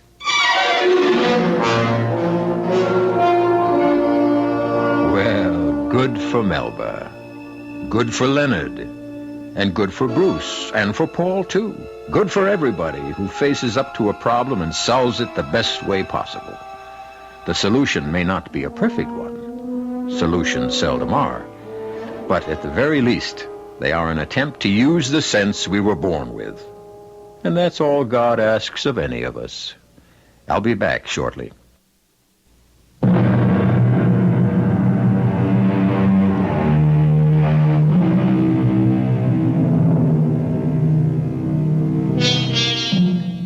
You do realize, don't you, that the story I've just brought you was all pure fantasy? I don't know any more than you do what happens to us once we have resigned this terrestrial life, and you know as little as I do. Unless, of course, you are a ghost. Oh, if you are, I wish you'd get in touch with me. I have gobs and gobs of things I'm dying to ask you, well, for one thing, are you happy? Our cast included Lenka Peterson, Elliot Reed, Robert Dryden, and Gordon Gould. The entire production was under the direction of Hyman Brown. This is E.G. Marshall inviting you to return to our Mystery Theater for another adventure in the macabre. Until next time, pleasant dreams.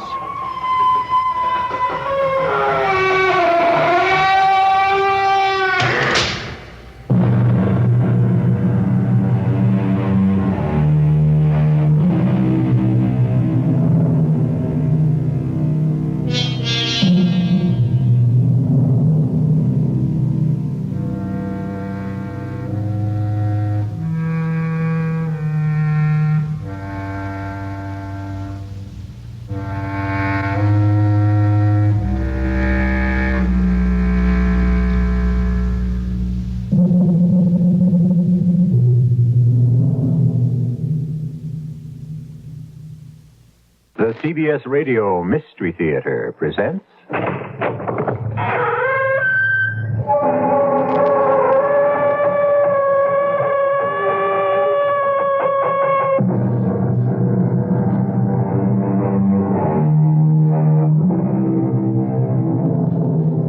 Come in. I'm E.G. Marshall. If your game is suspense, mystery, we play it here. Join us. There are those who hold that marriages are made in heaven. There are also those who insist that marriages are consummated in hell. People marry for love, for convenience, for money, and now and then they may even marry for murder. Alaric, come in. Thank you. Well, good friend, what brings you here? I owe you an explanation. Why do you look so troubled? I've been lying awake nights, wondering how to say it. Well, why don't we have some wine? That'll loosen your tongue. Oh, thank you, Carol, but I've come to a conclusion that there is no way to say it. There are no words to express it. Well, then how... It's something that has to be done, and then it speaks for itself. And so, I've come here to do it. Alaric, have you gone mad? This explains everything.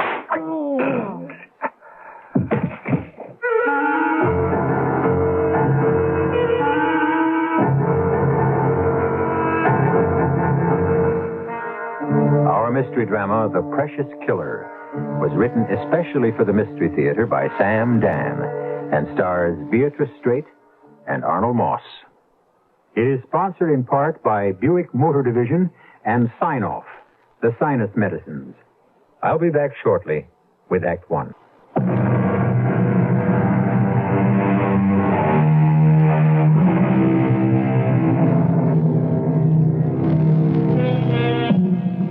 There can be no peace, no truce, no ceasefire in the eternal war between good and evil. Who's ahead? It's hard to say. It appears that evil wins most of the battles, while good winds up winning most of the wars. Or is it the other way around? The problem is, we have angels and devils on both sides. The name of the country is Rurania. It is located in Middle Europe.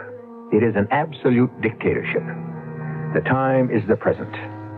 Talking about time, anyone can be arrested at any time. The police just come around and kick in the door. Shut up. Who are you? Get out of bed. Alaric. Alaric, it's me, Carol. Get dressed. Are you mad, Alaric? This is me, Carol. Let's go. Why? Why am I being arrested? We don't have all night. Why am I being arrested? I demand an answer. Answer him, Benish. You have no right. You have no right to... He doesn't understand, Benish. Answer him again. That will do, Benish. I think he's getting the idea.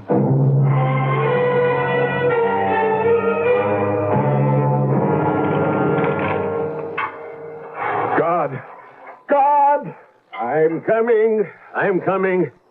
Now, what's all this noise, Your Honor? Do you know who I am? I believe I do. There's been a mistake. Why have I been arrested? Because you committed a crime against the Republic. No. I did no such thing. Oh, but you did. Otherwise, you wouldn't be here. But I am innocent. What crime did I commit? I'm sure you know. But I don't. You know who I am. Oh, yes. Your Honor is Professor Carol Vortic. That's right. I'm a hero of the Republic, a chief of scientific research. I demand to see the First Minister. He would never come here. Oh, yes, he will. I'm first scientist of the Republic. I have the same rank. Have him sent for. At once! Now, Your Honor, you just get some rest. Wait. You're wearing the silver medal of the 1st of August. You're a veteran of the August Brigade. Oh, yes. My brigade. How well I remember, Your Honor. I recognize you. You're... No, don't tell me. You are Rykov. Rykov, first gunner in the 3rd Company. Yes, Your Honor. And you were a fine young officer. You were the best. The August Brigade. We made the revolution. That we did, Your Honor. Rykov, why am I here? Why? Now, Your Honor, no point in fighting it. They'll tell you soon enough. But when? I've been here 6 days. I've seen no one. I am losing my mind. Oh, you mustn't do that, Your Honor. My wife. But what about my wife? She must have come home from rehearsals, and I was missing. Oh, yes, your wife. I've seen her so many times. The greatest actress in the world. When she came home, I was gone. Without a word, without a clue. What can she be thinking? I'm sure by now she knows where you are. I demand to see the First Minister. You mustn't yell like that. You mustn't. There's nobody listening.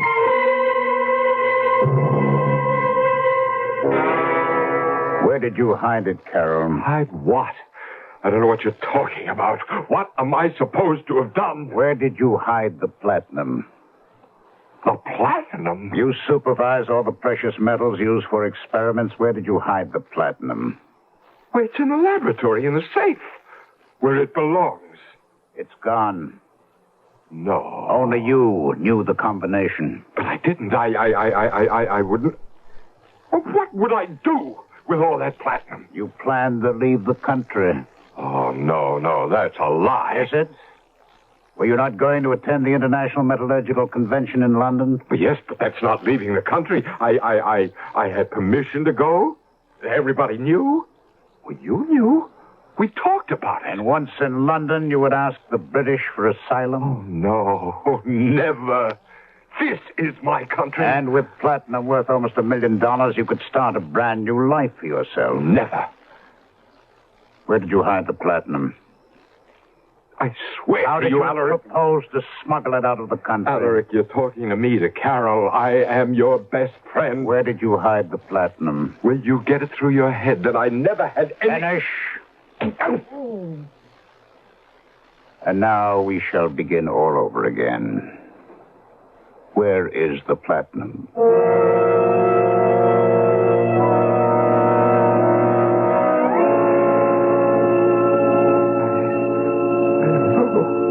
I don't know. Why would I steal? Why? You've all gone insane. I didn't steal anything. It's a mistake. It's all a mistake. Who is that? Who is that? It's just me, Your Honor. Rykov. Old Rykov. Machine Gunner Rykov. 3rd Company, August Brigade, huh?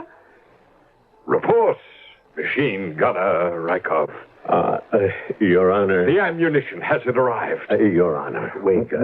We'll attack just before midnight. Listen to me. Good, honest Rykov, the best gunner sergeant a lieutenant ever had. Wake up, Your Honor. Wake up. They can't. They can't tear a man loose from his home, his wife, his work, without warning, for no reason. They want to see you. They can't destroy... They want what? They want to see you. Who wants to see me? The High Commissioner. Why? I don't know why.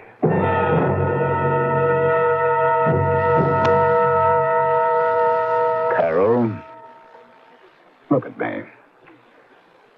You know who I am? Yes. Can you think clearly? Here, drink this. No. I don't want anything from you, Alaric. Oh, now relax. Relax. It's all over. What's over? This ghastly mistake. Mistake? Yes, mistake. That's all it was. And what now? Do we just shake hands, you and I, and that's to be the end of it? Yes, Carol. That must be the end of it. Oh, no. Oh, no, not for me. Well, what is your complaint? What is my complaint? What law was violated? Well? What law? The law of the overwhelming right of the people. Alaric, I don't want to argue. I only say there was no need to treat me like... The law states the people must be protected from the insidious henchmen of imperialism and treason. The people must always use overwhelming force.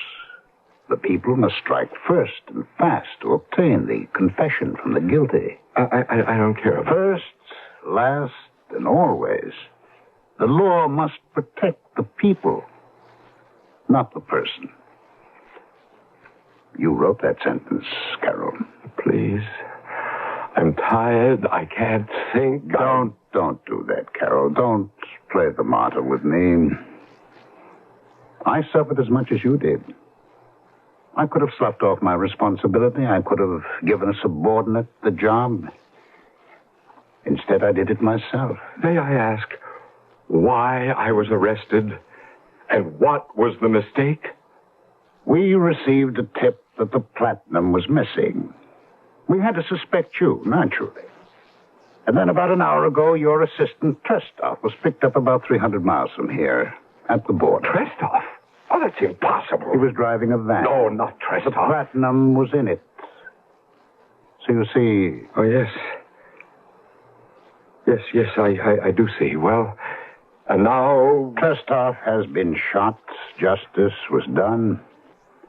And now, you're free. Free? Free to go back to your wife, your work, your home. As if nothing had happened. Of course, my friend. It was all for the good of the people. Now we must shake hands and redouble our efforts to preserve our glorious revolution. Shall we? Yes, Alaric. Certainly. Now, I am even more determined than ever to preserve our glorious revolution.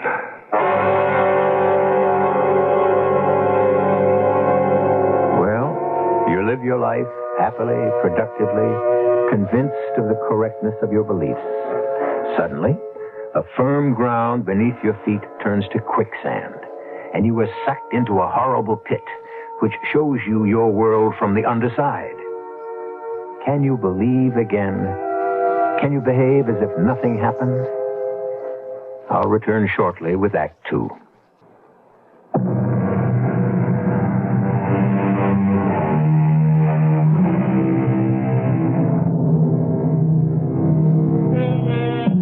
Karl Vortic is one of the world's leading metallurgical scientists.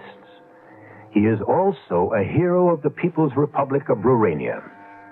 At this point, he is a somewhat bruised and battered hero because he has been in prison, and no one has ever confused the central prison of the People's Republic with a country club. However, it was all a mistake, and it has been sorted out and set to rights, and Carol has been returned to his job, his luxurious home, and his beautiful wife. Katerina. Darling, I woke you. And I did try so hard to walk in quietly. No. I've been up a while. Oh, that's not good. You should be sleeping. The doctor said you need rest, lots of rest. How did it go at the theater? Oh, I missed you.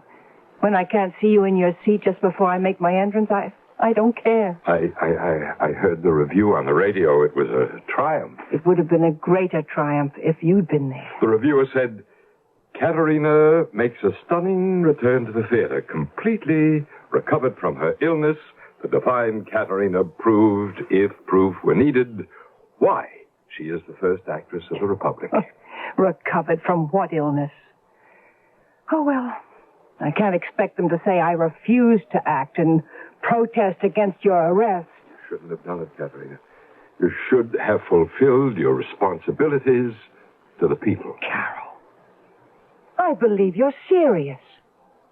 You still prattle this nonsense, these incredible fairy tales about the people. And after what just happened? What beautiful flowers. Who sent them? They arrived just after you left for the theater there from Alaric. From whom? Alaric. And on the card he writes, to the hero of the revolution. Don't you ever mention the name of that monster in my presence. That evil beast, a fiend. He turns on you like some vicious serpent, and in return you bow, you scrape, you kiss his hand. Katie, please. The foul smell from these stupid flowers will not poison the air of my bedroom. Don't, Katie, don't. Oh, I'm sorry, Carol. I was just so lonely and miserable without you, so frightened. And that horrible Ulrich, posing as our best friend. He is our best friend, darling. Don't you say that after what he's done. Well, what has he done? His duty as a citizen? Oh, Carol, darling. My oldest, my closest friend. We saved each other's lives. We were like brothers. And what hasn't he done for you, Kate? I don't want to talk about Ulrich. But we must. He can, with a blink of an eye, purge himself of all humanity, all emotion.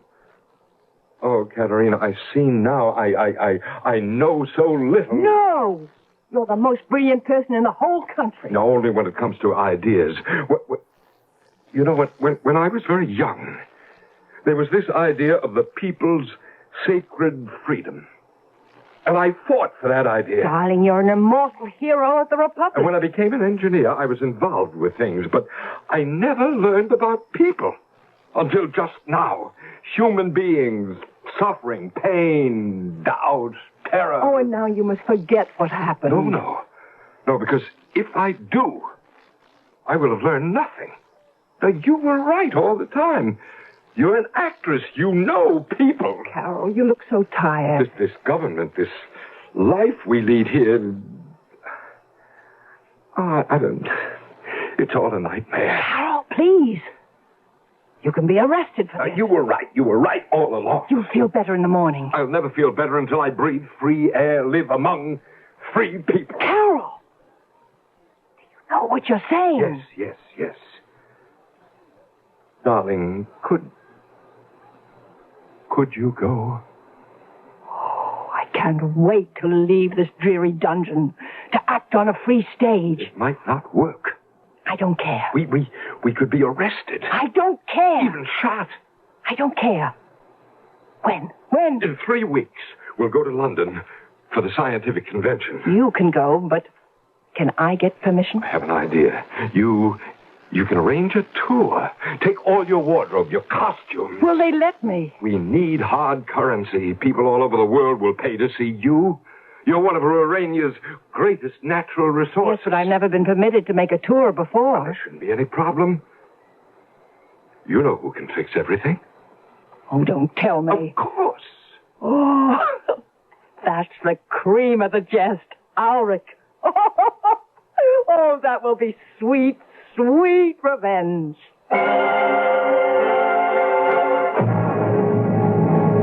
Little heart, you will never break again. What you do now will be remembered. You will die, but you will not be dead. You will live forever in the soul of the people.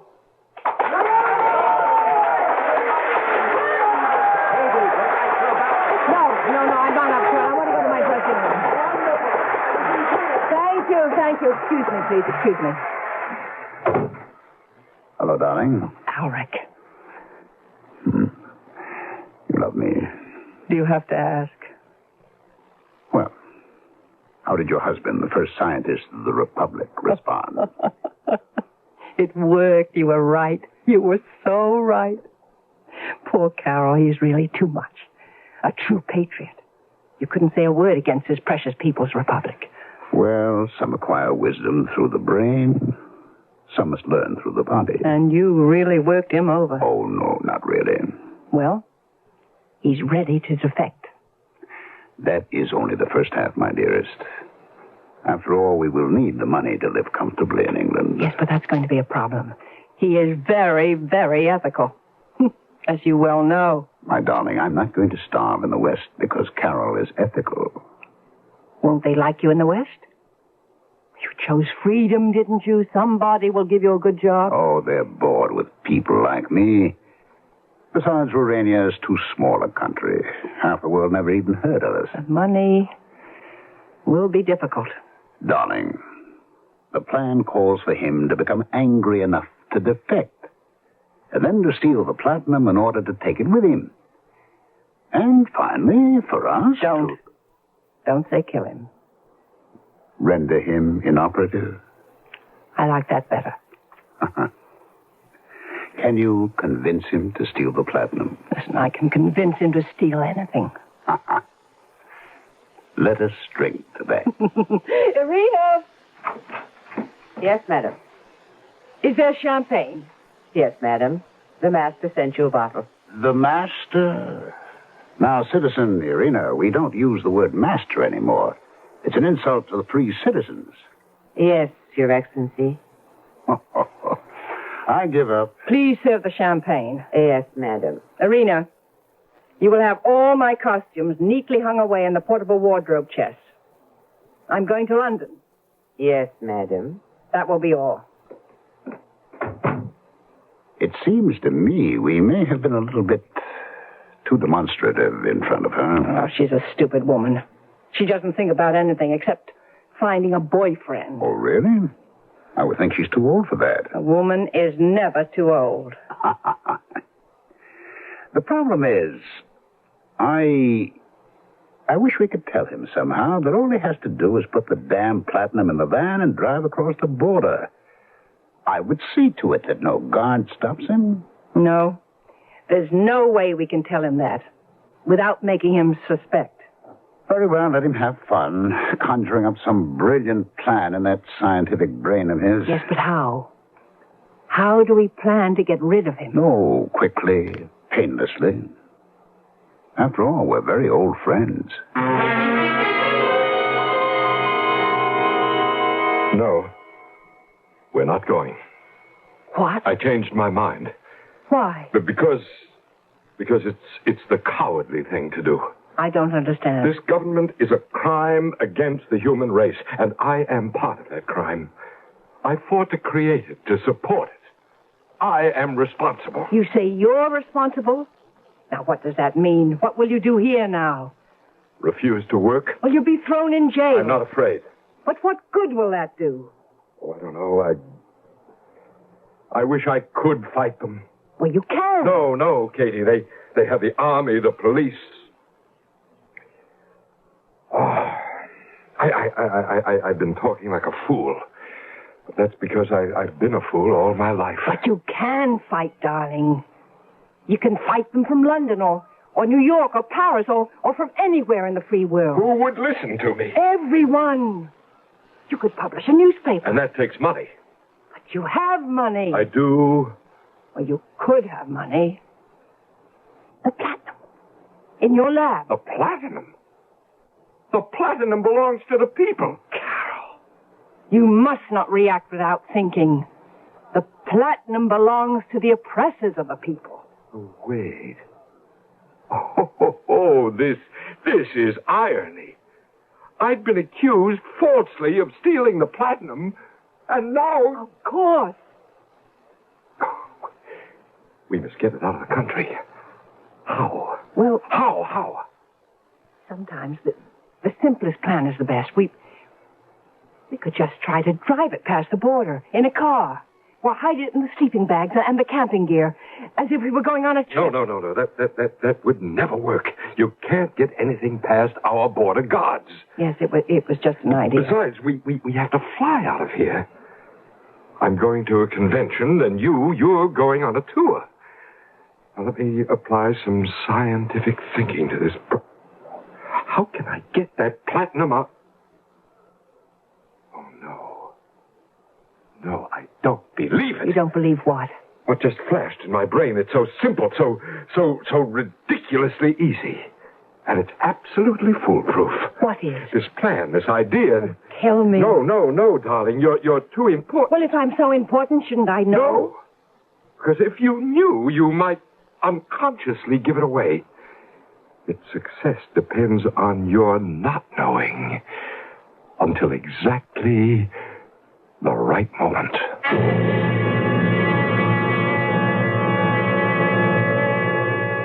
Now you know why he's first scientist of the People's Republic. Give him a problem that concerns things, and he can solve it while you wait. It would be better if he were that knowledgeable about people, especially his wife and his best friend. But I guess you can't have everything.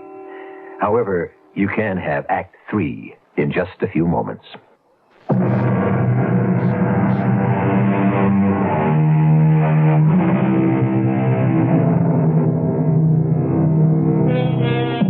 The problem.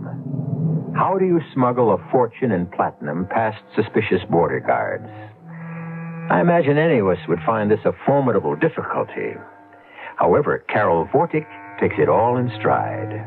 Carol Vortic is an eminent scientist. It's a pity he doesn't know more about people, especially about the people he loves. Darling, you mean you won't tell me how we're going to get the platinum out? Oh, I will, dear. Just as soon as we've done it. Yes, but... This is for your protection, But Katie. I should know. No. If you knew, it would make you nervous. And without intending to, you might betray yourself. Darling, I've never seen you so excited. It's a challenge. You know me and challenges. I'll leave you now. Katie, darling. Am I doing the right thing? Of course we are. Is it right for me to go into exile? How can you even ask? Just look at the poor, plain people, the ones who can't leave. Angel, there's a basic unfairness to life, and one must live with it.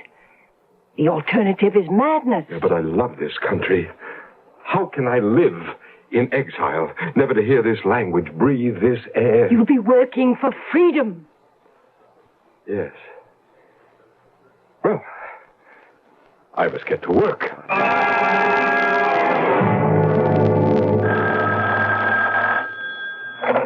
Hello? Darling, Yes, Katie. I told you I could do anything with him. He's agreed I don't believe we need to be specific on the telephone. The answer, I assume, is positive? Yes. As the Americans would say, we are go. Your tour is also go. Oh, marvelous. How soon can you be ready to leave? I only have to pack my clothes and my wardrobe, and you? I'll have to burn a few bridges behind me before we meet again. And, Carol, he happens to be one of the bridges. Oh. I love you, Katie.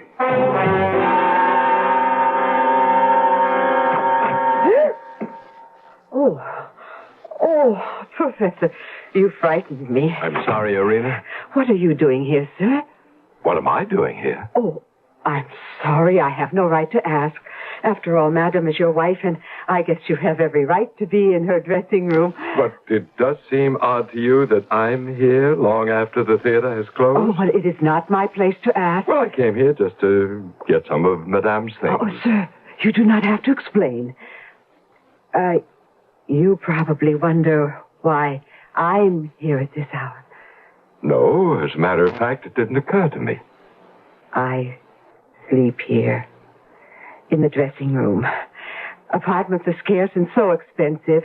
I don't know what I'll do when Madame leaves. I won't have a job. Oh, I'm sure she'll give you a handsome gift. Well, she hasn't said anything about that. Perhaps it just slipped her mind. Here, let me. Oh, no, sir.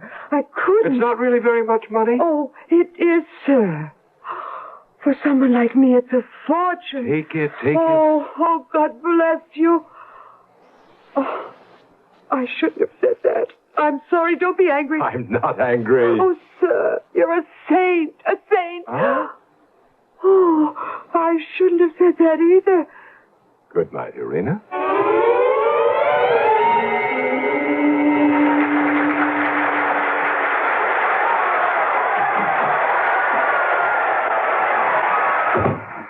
Well, what kept you? Can't you hear, Alric, darling? They wouldn't let me leave the stage. 7 curtain calls. You better go back and take another bow. Hmm? My final performance in Ruania. How do you feel? Wonderful.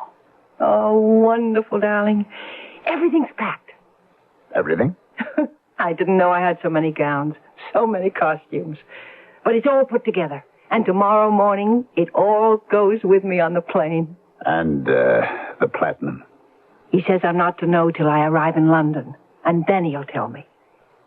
Do you think he's already managed to get it out of the country? Well, I don't see how. He's been watched too closely. I thought for a moment that he would try to hide it in my baggage, but that would be ridiculous. He knows it will be thoroughly searched. No.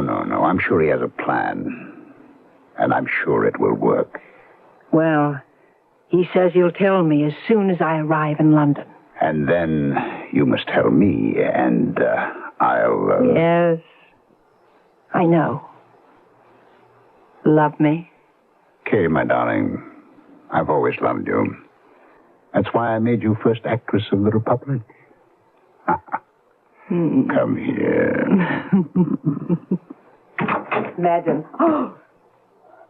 Oh, excuse me. How dare you come in without knocking? I'm sorry. Get out of here. Get your coat and hat and get out of here. And never come into this theater But, again. Madam... Get out! Just a moment.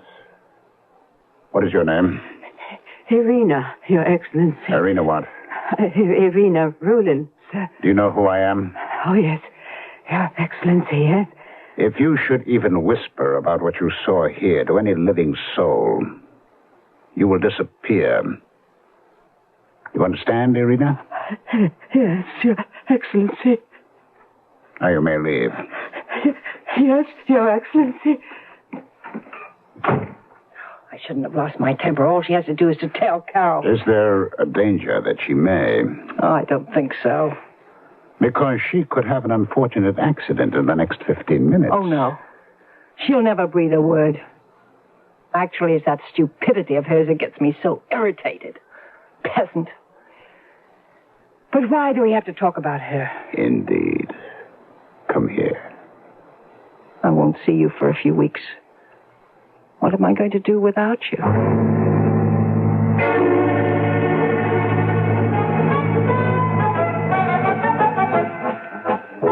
Like dirt they treat us. Dear, do you have any money left, sweetheart? I've got money. Waiter, some wine, cheese. What would you like, sweetheart? We're human, too. Now, I remember before the revolution you got treated like dirt. Is it any better now? No, honey. What's your name again? Irina Rulin. What's yours? Everyone calls me Rykov. Rykov? Rykov, I've got a problem. Why shouldn't you have a problem? You're a member of the human race, aren't you? He's a saint, and she's a devil. Who? Who's a devil? The great Katarina. Oh, I love that woman. She's a devil. But Master Carol, her husband, oh, he's a saint. His Honor, Karol Vortic. Oh, they come no better. What an officer he was. Let me tell you about the time we were surrounded. She is cheating on him. She's what? With his best friend. Isn't that always the way? Now, I don't know. Should I tell him? Now, you're a man. What do you think? Now, that requires a bit of thought. He's so good to me. And she treated me like dirt. What should I do, Rykov? As an old soldier, let me tell you that you cannot make an important decision on an empty stomach. Waiter, some chicken, dumplings, boiled beef, potatoes.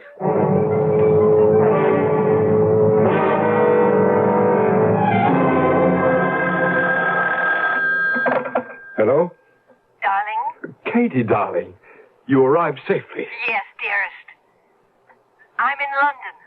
I'm breathing the free air of London. Oh, how wonderful. It's a bit smoggy, but it's free. Now, darling, can you talk to me? About what?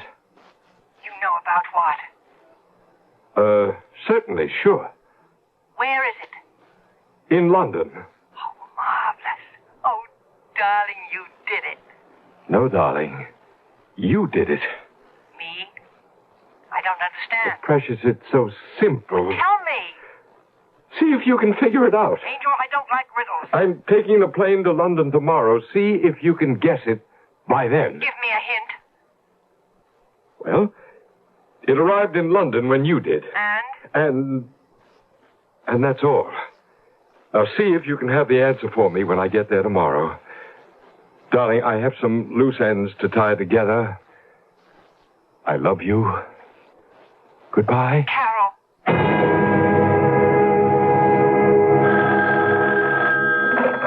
Hello? Alric, my darling. Dearest, you're in London. Yes, And, the material? it's here. It's here in London. Ah, good. I'll leave tonight. Alric, Hello? Hello? Katie? Katie? Operator? Listen, I've been cut off. I was on the line to London. Yes, sir. Well, don't just say yes, sir. Do something. I'm sorry, sir. We're having trouble with the London circuit. This is a call of vital importance to the government. Yes, sir, but we're still having trouble. Oh. Doesn't matter. It's arrived. It's there. And now to burn the final bridge.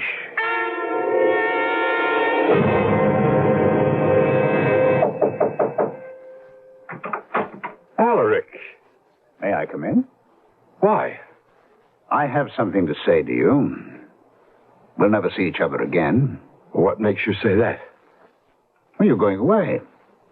You won't return. Are you sure? I've come here to make sure. What are you saying, Alaric? I wondered... I stayed awake nights wondering how to say it. And the truth is, there's nothing to be said. No point to any conversation. You simply do what must be done. Alaric. This is what must be done. Quickly, efficiently, and finally. Alaric, don't... Not that it means anything. Not that it helps. But believe me, Carol. Believe me. I'm sorry.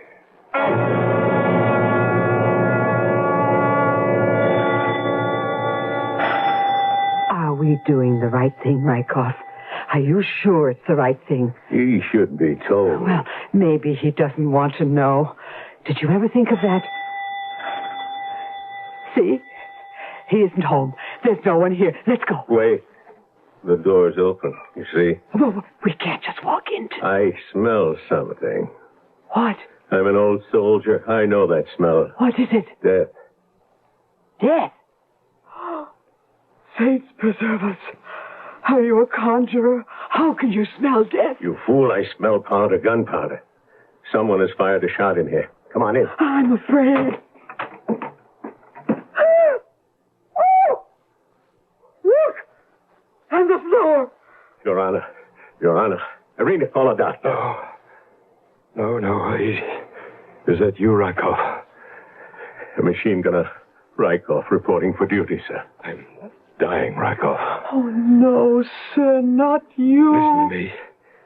It's for the best. I would have died anyhow, away from our country, our language, our people. Sir, try to save your strength. I'm staying with you, with all those who believed in me, with all those who must stay and fight and suffer, who can't leave. I'm staying, Rykov. I'm staying. Yes, sir. Rykov. The good Lord must have sent you. Please get a message to my wife in London. Tell her that the coat hangers, the clothes hangers, the wire clothes hangers, that's how... Well, they're made of... I made them out of... Well, that's how she carried it. That's... Sir. Your Honor. A man. Delirious. Crazy. What was he saying about coat hangers? Well, what's the difference? He was raving. He wanted us to tell his wife something. What? I don't know. He said get a message to my wife, and then he started raving about wire coat hangers. Well, I'm sure that's not what he wanted us to tell her. I guess not. She'd think we're crazy. Well, I wouldn't tell that evil woman anything anyhow. He was a good man. Let's pray for his soul. I don't know. Katie, think. Oh, maybe he was playing a joke. What did he say exactly? He said the platinum is here. And he said you should be able to figure it out. Well? Don't you dare, you vicious animal. Think. Where is it? I don't know. I don't care. I wish I were dead. We'll both be dead soon enough. We'll die of hunger. Oh, why did I ever leave home? I can't get a job in this terrible country. I audition, they laugh at me. Why don't you work? At what? Washing dishes? What else are you good for? Why don't you sell your costumes, your wardrobe? Oh, they laugh at that, too. Well, take them to a second-hand store, to the flea market. Anywhere. Maybe we can raise enough to buy dinner. Oh, why did we ever leave Rurania? Because... Oh, what's the use? Get those clothes out of the wardrobe chest. No. Leave them hanging where they are. Maybe we can get a few extra pennies for the wire hangers, too.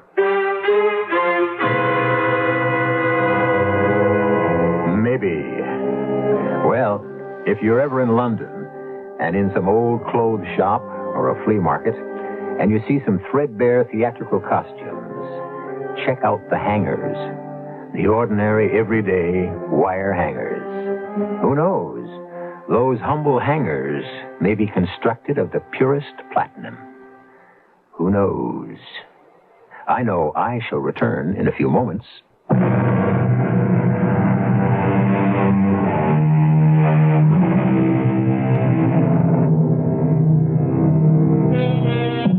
Precious metal.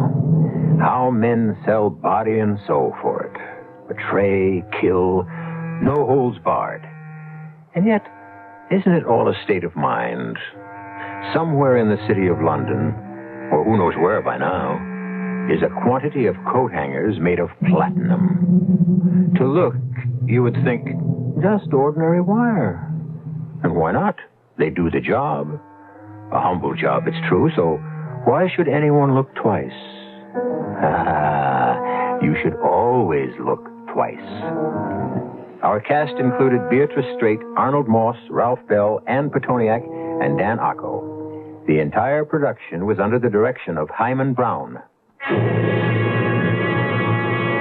And now, a preview of our next tale. These documents show that Rasputin has sold millions of rubles worth of medical supplies to Germany, a country which is waging war against us. As payment, Rasputin has been given shares in the Süddeutsche Munitions Factory, as well as shares in Taunus Manufacturing and Copernicus Industries in Bavaria. Your Highness perhaps knows of these companies? Little father, tell Colonel Amdur what you have told the Tsar and me. Madame, it will make no difference to him. Tell him. It is a prophecy, Colonel, and it is this. If I die at the hands of the nobility or members of the court, the Tsar and the Tsarina will lose their crown and their son within 6 months of my death.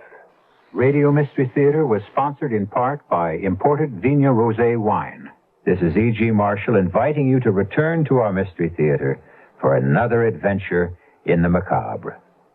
Until next time, pleasant dreams. And now, Mystery Theater.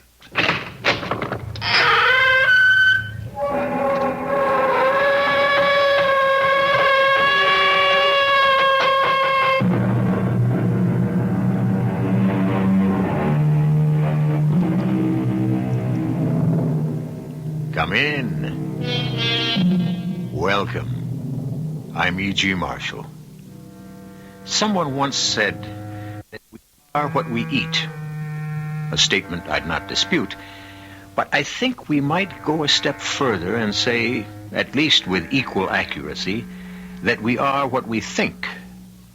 Curiously, though, our thoughts shape our lives, our very destinies.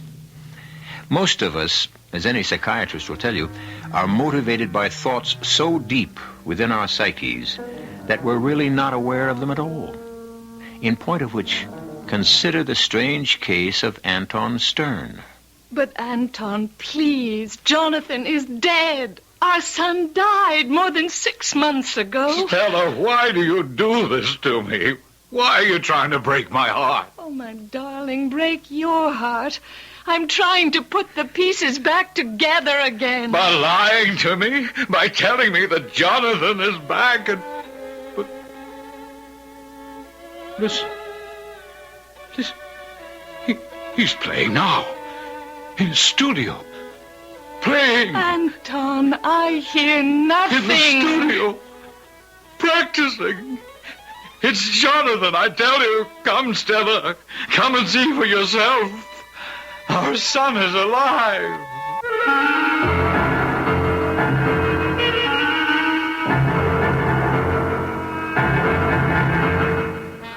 Our mystery drama, Concerto in Death, was written especially for the Mystery Theater by George Lothar and stars Marion Seldes and Ian Martin.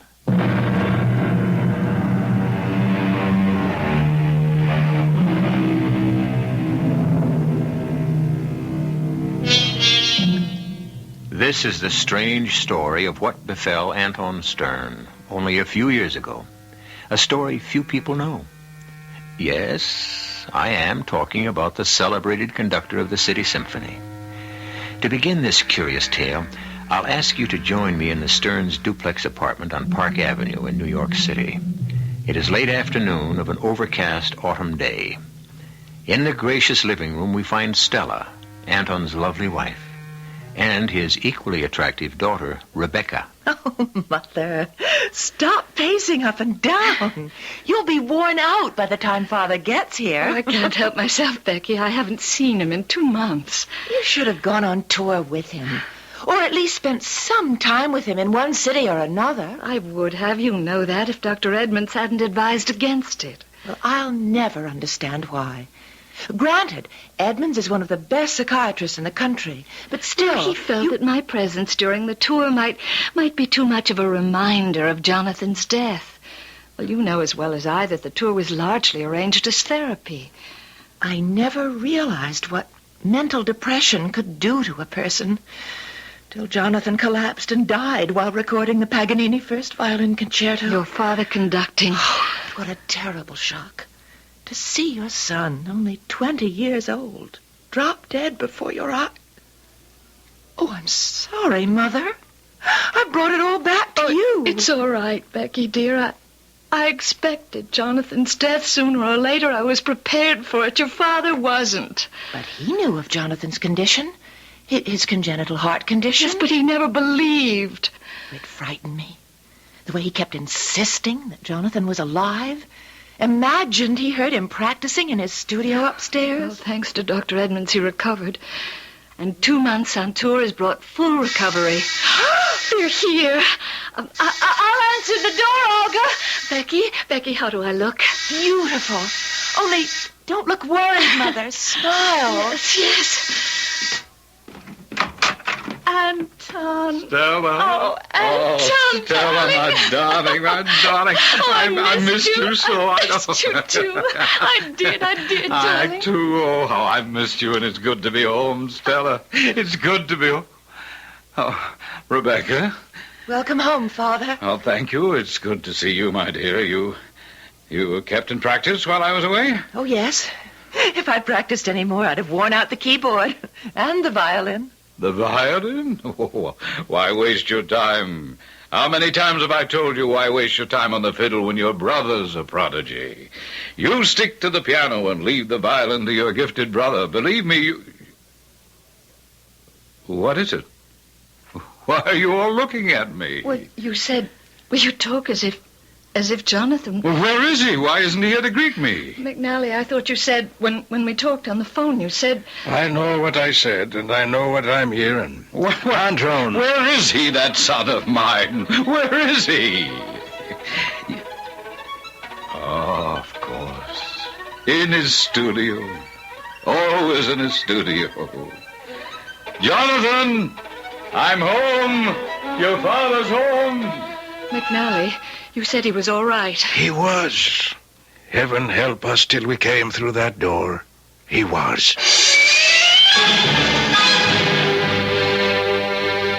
Anton?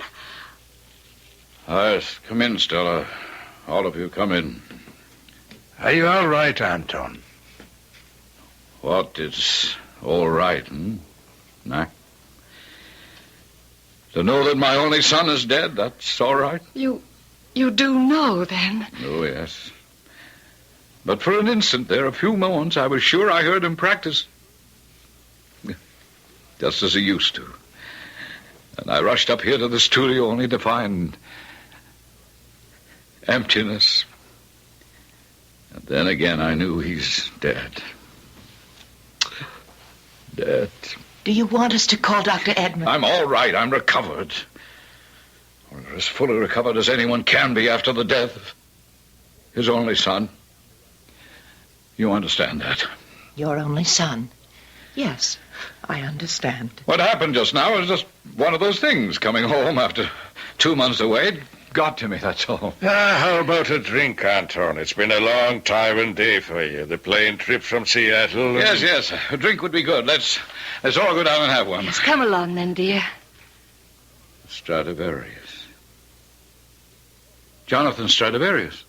Who moved it? Who? Well, don't just stare at me, all of you. The case, I placed it here on the table just so, with a bowl of flowers there and his photograph there, and it's been moved. Who's been touching this case, touching Jonathan's violin? Well, I didn't know that you... Wanted it untouched. But I said so. I made it clear. No other hand was ever to touch the Strad.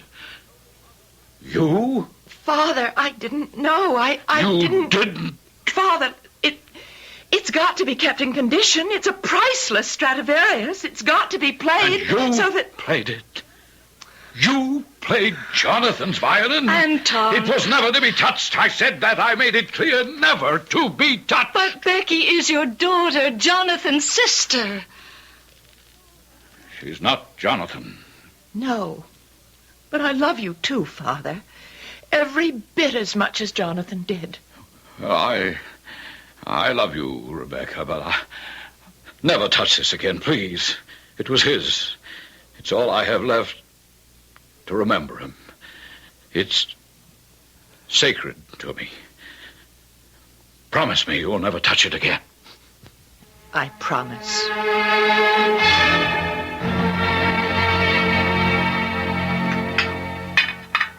Yeah, more wine, Mac? Thanks, Anton, of course. It goes well with the beef. Helga is still the finest cook in the world. She certainly hasn't lost her touch while we've been away, Stella. No, and so long as she keeps her touch, I must be careful to keep her. You'd be astounded, McNally, at how many of our friends offer her more money to leave us for them. Well, competition is competition. We lost Vladimir Oblensky thanks to it. The man who replaced Jonathan. Oh, a glass slipped out of my hand. That was clumsy of me. No, of me. I'm sorry. Because you mentioned Jonathan? Oh, nonsense. I tell you, I'm perfectly recovered. Yes, Father. We did lose Oblensky, as Max says. He was not the finest concertmaster we ever had. Jonathan was that. No one can ever take his place, but Oblensky was good. Very good. He left us in Seattle. Tomorrow I must try out another, a woman, Saskia, what's her name again, Mike? Rubens. Better than Oblensky, ask me. No, not as good as Jonathan. No one will ever replace him in the orchestra. Or in my heart. Speaking of Jonathan, Anton, Bakewell has asked me to talk to you again about releasing the Paganini first violin concerto. You know my answer. But, Anton, it was, if not the finest, certainly one of the finest things that Jonathan ever did. And it killed him. Anton, you can't say I that. can and I do, Stella. As for you, Mac, it was without doubt the finest thing he ever did. Do you know why? Because he wanted it to be. He practiced and practiced and practiced until I warned him he would kill himself if he didn't stop. His heart, I knew his heart wouldn't take it. But the heart attack, it could have struck at any time, anywhere. Oh, he was determined, my son, Mac, determined to play it to perfection. Perfection! And he did. And because of it, he died in front of my very eyes. Oh, my Father, Father. Leave me alone. But, Father... Rebecca! I'm sorry. I'm sorry. I'm sorry. Anton, she loves you as much as Jonathan did, perhaps even more. More? Impossible. No one ever loved me as much as Jonathan. But perhaps you never gave anyone else, gave Becky the chance. Oh, why are you badgering me like this? Anton, where are you going? To the studio. And please, leave me alone there.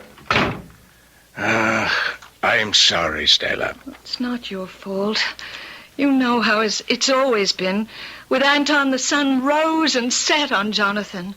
Becky, she was always second in his affections. Now, with Jonathan gone, she wants to be first, huh? No, I don't think that. I think, I don't know, a young girl yearning for, reaching out for her father's love, that's all. She loves him. She wants him to love her, that's all. Is it all? What do you mean? Jonathan is gone, Stella. But you know as well as I, he still stands between Becky and her father.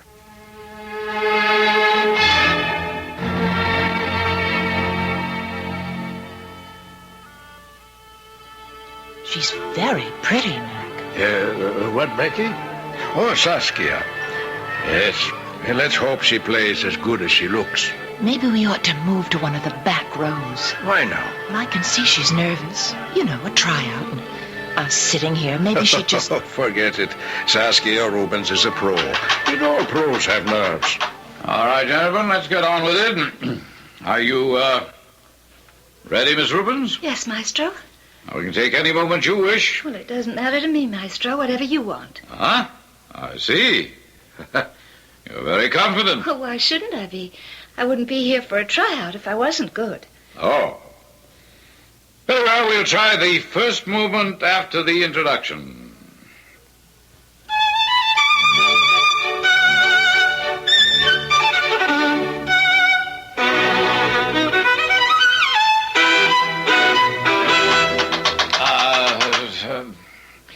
Miss Rubens, perhaps you'd rather try the rondo. Well, what was wrong? You ask me what was wrong. You don't know? No, I don't. You don't know. You're playing notes, not heart. That's what's wrong. Notes without heart. You might as well tear up the music. We'll try it again. This time with expression, Miss Rubens. Very well. Here we go.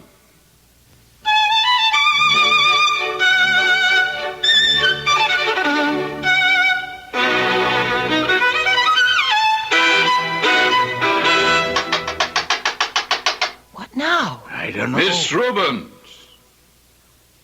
That fingering. Yes, Maestro.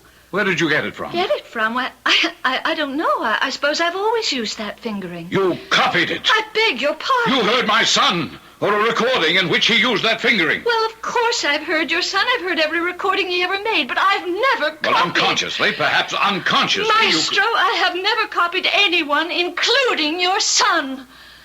Ah. Well, then again, we'll try it again. Strange, it's... What, Becky? Well, you know, No one ever played that passage with exactly that fingering but Jonathan, because no one else ever could. By heaven, I think you're right. But if you are, Becky, what does this mean? I don't know what it means, Mac. I wish I did.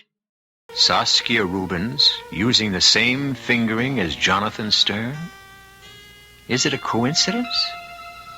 Or is some arcane force at work? Even Rebecca Stern is confused and unable to say what is taking place.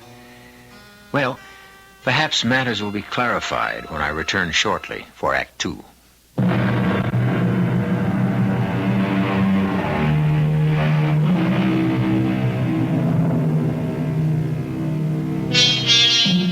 When Jonathan Stern, child prodigy and at 20, solo violinist of the City Symphony under his father Anton, died suddenly, Anton fell into a deep depression.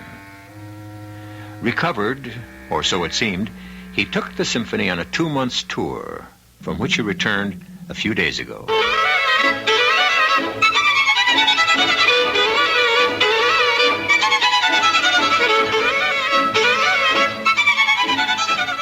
Now in the City Concert Hall, as Anton tries out a new solo violinist, Saskia Rubens, something strange and baffling seems to be happening. Stop! Stop! Is this some kind of joke, Miss Rubens? Some kind of grisly joke? I don't know what you mean, Master. No one has ever fingered that passage, played it the way you are, except my son, my dead son. I've told you I don't know anything about that. If I am using his fingering, it's an accident, a coincidence. Accident? Coincidence? Mac! Yes, Anton. You heard. Is she using Jonathan's fingering or not? Well, she seems to be, yes. But, Father... And Mac! Mac, has anyone but Jonathan ever used that fingering? Not that I know of. Father! If this was an accident, Miss Rubens, it's the kind of accident I won't stomach. And I warn you not to repeat it. You needn't worry about that, Maestro. I won't be here to repeat it. That's fine with me. You can get out. Father, will you listen to me? What, Rebecca, what? You've forgotten something. Jonathan was the only one who ever used that fingering, because no one else ever could, until now. Well, yes, you're right. Only a prodigy, a genius like Jonathan could... How could I forget? Well, you were shocked and upset. But Rubens, she... As I said, it's just an accident, a coincidence. No, Rebecca, not that at all. Don't you see, daughter? Don't you see? Well, of course. By the greatest good fortune, you found someone else to replace Jonathan as a soloist. Replacement? She's no replacement. She is Jonathan. What do you mean? Yes, what do you mean? Oh, he's returned. His spirit. That wasn't Saskia Rubens playing. That was Jonathan. And the fingering. Her hand, but Jonathan's spirit in that hand. Oh, Anton, why, don't you see? Don't you see? It was Jonathan's way of telling me he's returned. Mac, get her, Rubens, get her back for me. Oh, now, the way she stormed out, I'm not sure I can. You can, you will, Mac. You must.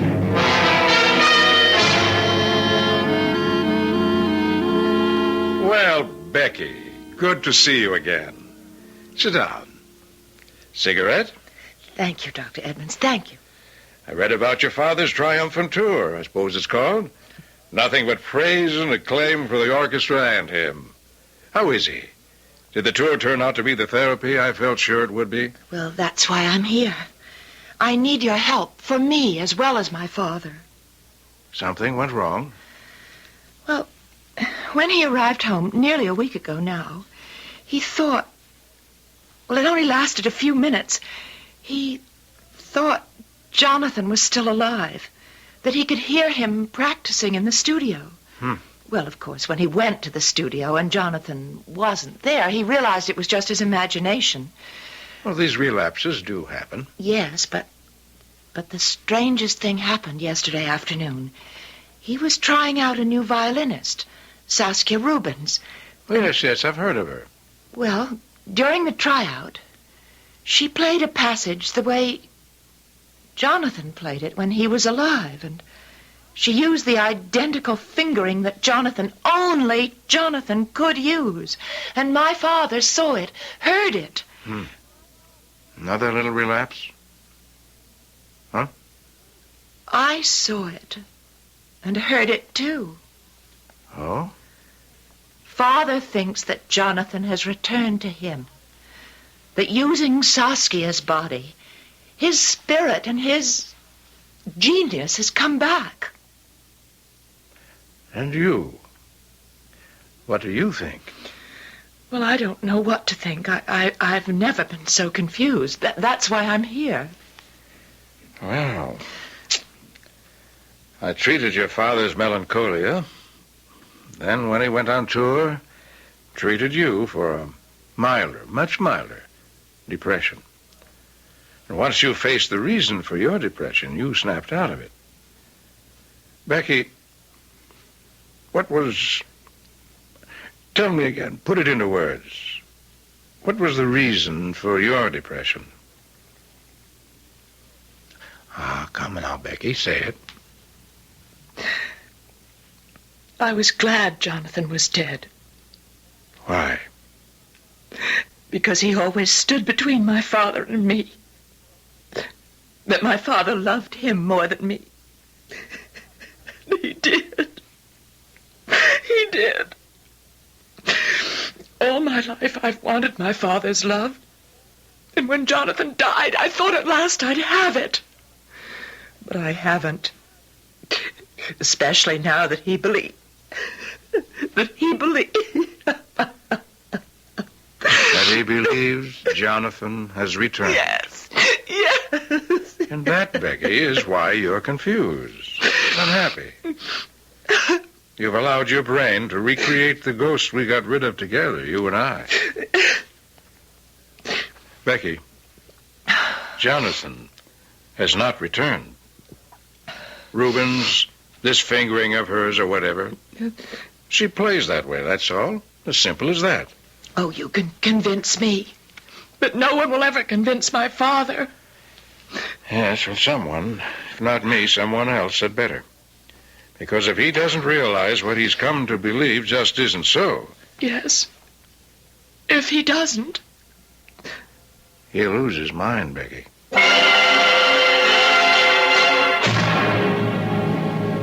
Anton.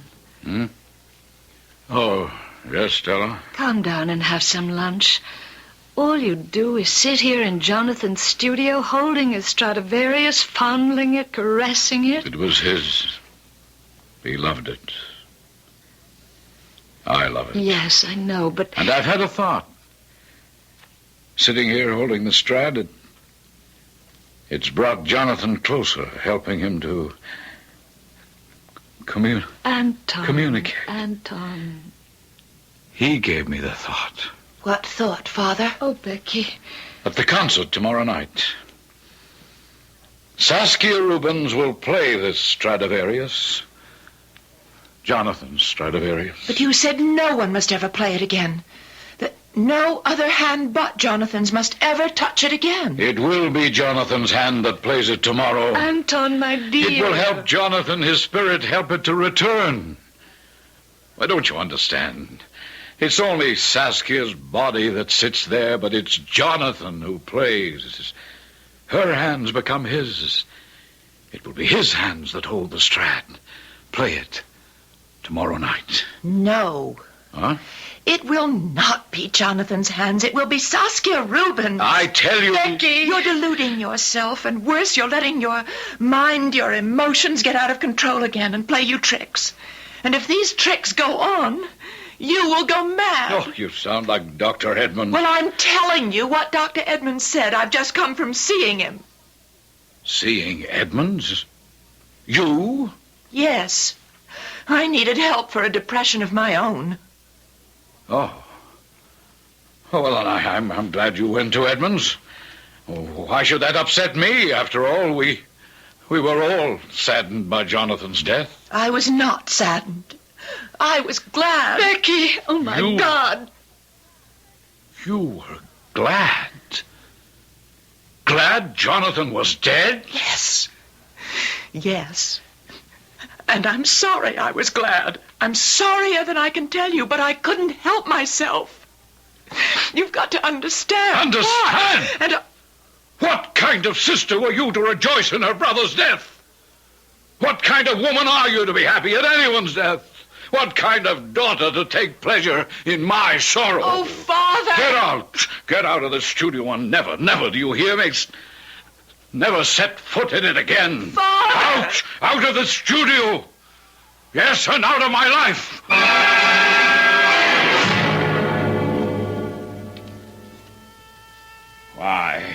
Why, Mac, must you talk about this now, minutes before I go on? I know it's not exactly the best moment, but Bakewell asked me to ask you again. Then tell him the answer is no, and it will always be no. The Paganini killed Jonathan. But, Anton... Don't you understand why I can't release it? I couldn't bear to hear it. I'm sorry, Anton. Forgive me. It's time. You gave Saskia the Strad? Yes. And told her why I want her to play tonight? I did. And what did she say? She said... Oh, yes. She said, tell him Saskia Rubens is the virtuoso tonight, not Jonathan Stern. We'll see. We shall see. Come.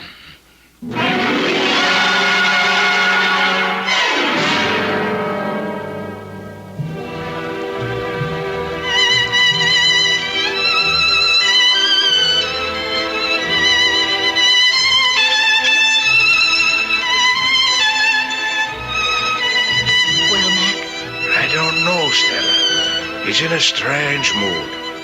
I've never seen him like this. What do you mean? I don't know. One minute he's irrational, I guess that's the word. And then the next, well, he talked about maybe he's to blame that Becky felt about Jonathan the way she felt. He was. To a large extent, he was.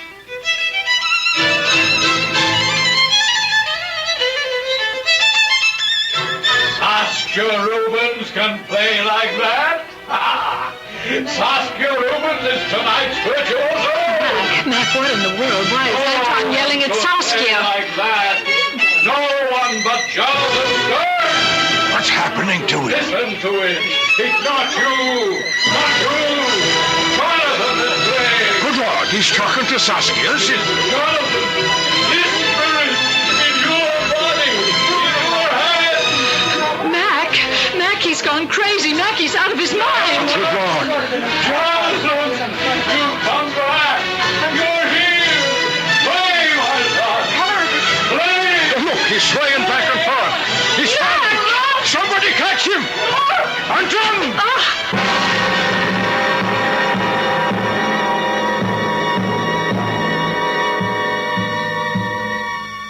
In a moment of high drama, certainly never before witnessed in the concert hall, Anton Stern crashes across the podium to lie unconscious on the stage floor as the audience and the orchestra sit in shocked astonishment.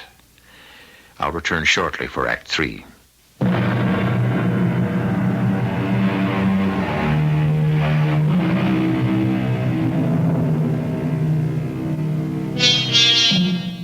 Unable to face the death of his son, Anton Stern, conductor of the City Symphony, vacillates between reality when he knows Jonathan to be dead and fantasy when only minutes ago he believed Jonathan's spirit had taken possession of violinist Saskia Rubens in the rendition of the Mendelssohn Violin Concerto.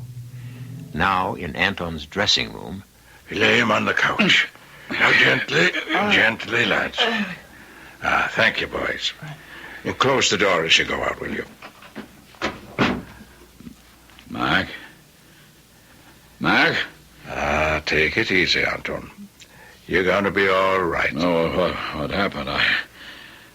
I must have fainted. I don't remember. Yes? Stella and Becky, let us in. How is he? Oh, Anton, what happened out there? I don't remember. No, Wait. It comes back to me now. Yes, Father. What? Jonathan. It worked. It worked. What worked? The Strad. Letting Saskia play John's violin tonight. It brought him back from the dead. Anton, you must stop believing such Stella, nonsense. I tell you, he was there before me on the stage, using Saskia, her body, her hands. The Strad is the link, the bond that holds Jonathan to this world. We can keep in touch, my son and I, through that Strad. Father, you must. Don't tell me what to do or not to do, Rebecca. You think I don't know what you're up to? Up to? You wish to keep us apart, your brother and I. No! Because you were always jealous of him, envious of him. No! You told me, admitted you were glad he was dead. Anton, she never meant She that. said it. Get her out of here. Anton! Out of my sight. Out. In heaven's name, Anton. It's all right, Mac. I better go. He's out of his mind, Mac. He's out of his mind. Get the Strad from Saskia, Mac. Just as soon as... No! Get it now.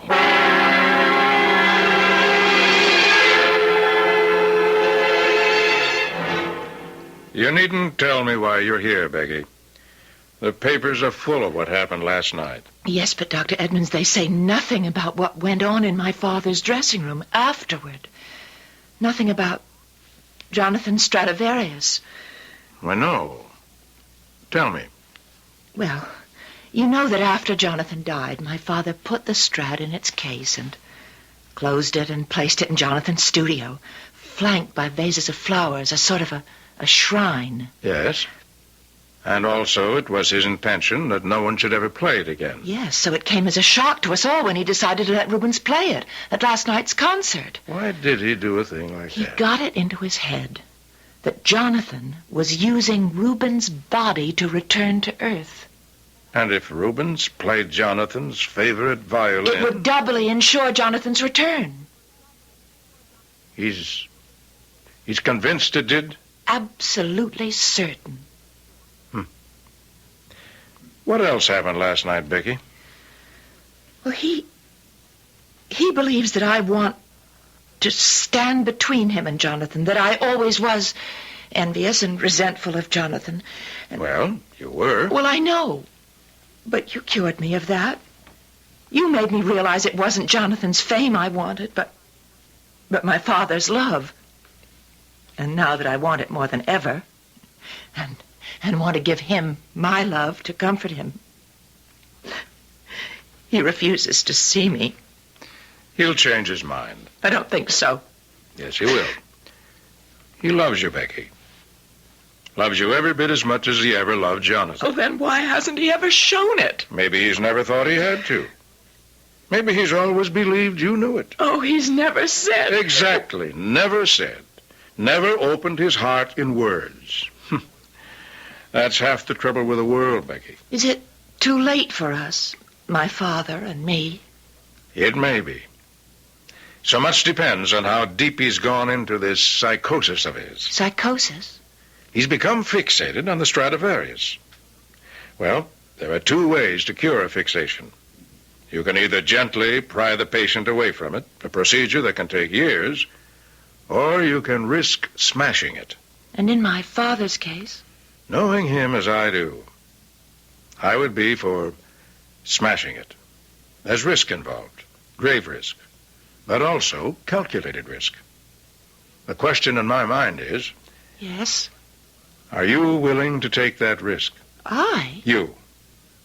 Put it another way, Becky. Do you love your father as much as you think you do? Love him enough to risk his life and yours?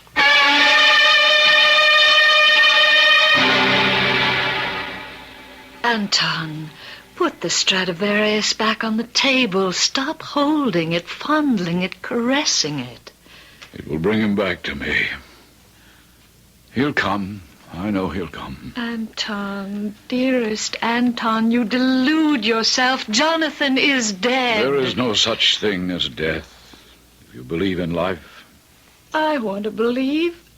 I love to miss him as much as you, but I won't. I can't delude myself. Leave me, Stella. Leave me alone. Come downstairs. I'll have Olga make tea. No, I'll stay here. Anton. Here.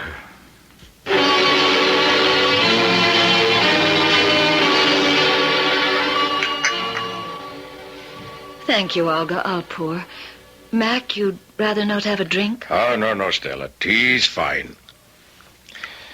If we could only persuade him to see Edmonds again. Oh, I tried. It's no use. I lay it on the line, Stella. This could mean the end of Anton's career. Don't say that, Mac. Every penny had to be refunded for the concert the other night. The board of directors called me in the carpet this morning. They know there's something seriously wrong with Anton. Well, I'm afraid we know that, too. And then there's Bakewell. He says the recording company will sue if Anton goes on refusing to release Jonathan's last recording. Oh, Becky. Mother. Mac? Oh, boy, get those eyes. Oh, you poor kid. This has really got you down, hasn't it? But not out, Mac. I've just come from seeing Dr. Edmonds. Well, why did you go to see Edmonds? What good can he do? Your mother's right, Becky. Now, don't get me wrong. Edmonds did his best, but it wasn't good enough. He's upstairs, brooding in Jonathan's room. If he isn't already mad, Becky, he soon will be. But that's why we've got to do something drastic. What do you mean, drastic? Edmonds says that Father's become fixated on Jonathan's violin, the Strad, because, in effect, it replaces Jonathan physically. It's all that's left of Jonathan. Well, I think we're all aware of that. Yes, well, Edmonds says there are two courses open to us. One would be the treatment that would take years and might not be successful. And the other is to take the drastic action that I just mentioned and smash the fixation. Smash it? To bits. But if we take the second course, in Edmonds' words, it could kill Father. And me. What do you mean? I mean that if I fail... You will do this, whatever it is? I'm the only one who can. If I succeed, Father will be well again, and in another way, in a special way, so will I. But if I fail, he can... Well, he very likely will be driven into hopeless insanity, in which case he'd be better off dead. And you? Becky, you... Oh, I'd be better off dead, too. And no one played the Tchaikovsky the way Jonathan did. No one ever could. Genius, sheer genius. Mac, you heard him, and you, Stella. Anton, eat your dinner. It's getting cold. Olga, more wine, please. You're drinking, too. Even practicing. Why, when he practiced up there in the studio, I would listen for hours on end. Such sweetness of intonation, such delicacy of fingering and bowing, and why, I can hear that now.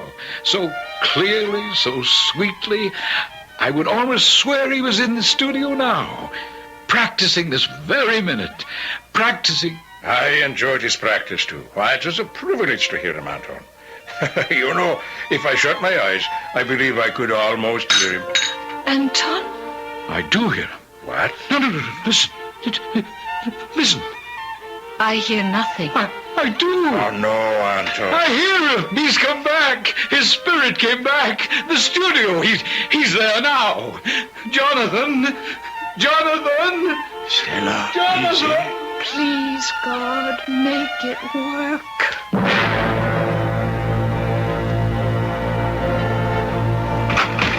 Jonathan!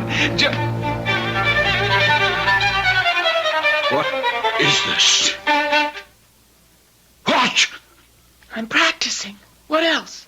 You in your hands, his violin, you dare? You don't see what's so daring? You are not to play it, not to touch it. I warned you. It is Jonathan's violin. Jonathan. Well, seeing that Jonathan's dead... He's not dead. His spirit lives. Well, so does mine, and so does my body. He can't play it. I can. He played it last night. Oh, Rubens played it, not Jonathan. Just as I'm playing it now, not Jonathan. Sacrilege. Give me that. No, I'll smash it first. Are you out of your mind? No, you are. You can think of nothing but Jonathan, always Jonathan, and because of that you become fixated on this piece of wood and catgut. Wood?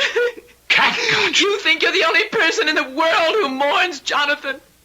You think you're the only one with feelings. You think Mother didn't die a death with Jonathan. That I didn't. That Mac didn't. Oh, you selfish man, crying and begging for a little thing that was Jonathan, this fiddle. Give it to me. All right, very well, I'll give it to you. But first, over my knee. And then against the wall. No. Here. Take it. Splinters. Pieces. Becky. Becky? How could you do this? How? Because I love you. And you love me. Oh, Father, I can't bear it, but I must tell you. That look on your face. It isn't the Strad. It's a copy. No. Not the Strad? Jonathan Strad? Could I destroy that? But even if I could, there was no need. It wasn't a violin that had to be destroyed, only what it meant to you. I didn't break a violin. I broke your madness. Do you know? I think you did. When you smashed it, splintered it, inside me, something, I don't know, it's smashed and splintered too. But it might not have. You might have been smashed and splintered. It was a risk I had to take. And you took it, Becky, because you love me. I've always loved you. Didn't you know that? Yes. And I love you. Only what? Till now, I never knew how much.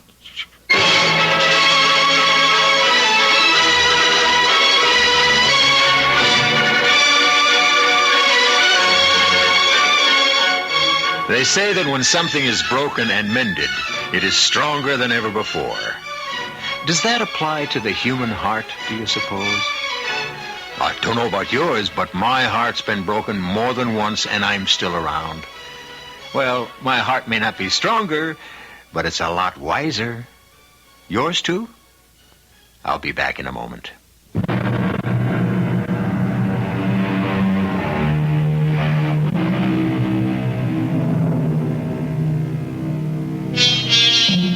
Speaking of wiser hearts, as we were, Anton Stearns is much wiser. One thing Anton learned after a long chat with Dr. Edmonds was to tell someone of the love within him. Honestly, we just don't do it enough, none of us. Our cast included Ian Martin, Marion Seldes, Carol Teitel, and Lon Clark. The entire production was under the direction of Hyman Brown. This is E.G. Marshall inviting you to return to our Mystery Theater for another adventure in the macabre. Until next time, pleasant dreams.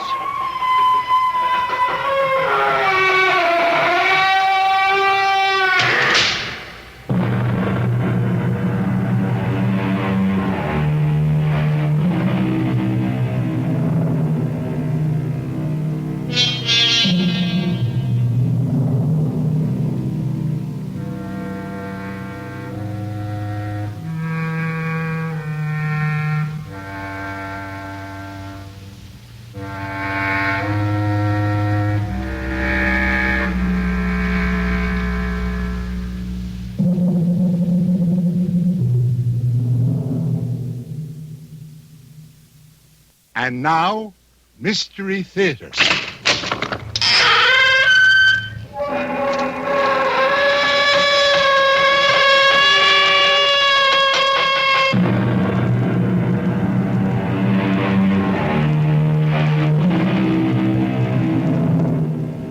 Come in. Welcome. I'm E.G. Marshall. We call a concept fantasy when it fails to fall within the pattern experience has led us to expect. Fantasy, then, is unnatural, supernatural, if you like, because the road it takes is heretofore untraveled. Considered in that light, this adventure of Ralph and Wilma Albertson's is fantasy.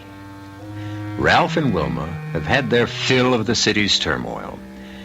Some years ahead of the customary retirement age, Ralph is leaving his post at the university as professor of American history to write a book on the development of the New England states. He and his wife are about to depart on a meandering tour of New England in search of a home in which he may work congenially. Ralph, will you come and sit on this suitcase so I can get it close? Well, if you didn't feel you had to take a lifetime supply of everything... A little harder. Phew. Well, if you'd make up your mind where you want to go, I'd know what to pack. Don't you have any idea where you want to end up? Well, we'll travel the back roads, move and when and where whimsy directs. That's all very well, but where are we going to get to? Some backwater town where they still think the world is flat if I have my way. What you're looking for is a ghost town. Well, if the ghosts are quiet and mind their own business, why not?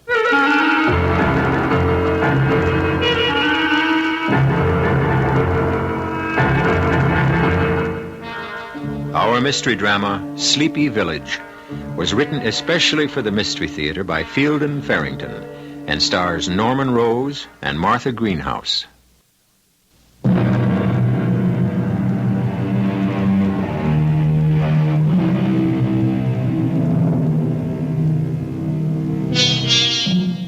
There are few places in the world better designed to encourage wanderlust than the northeastern section of the United States, especially in early autumn.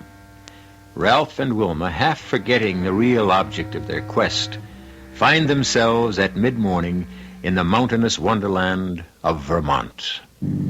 I can taste the color, Ralph. Can you imagine this country before the white man got his gadget-building hands on it? Well, there haven't been any gadget-building hands messing around with this section much. If they hadn't put a little blacktop on this road, I'd still call it a wagon track. Cow path before that, more than likely. Do you expect to find a town on this road? I don't know, but if I do... Hey, we just passed a sign. Stop the car. If there's a town around here, we don't want to miss it. Well, I'll back up. Now, what's it say? It's half hidden behind that bush. Sleepy Village. Population 364. I'd call that small enough, at least. Well, if there's anything at all in a name, you've found what you're looking for. Can't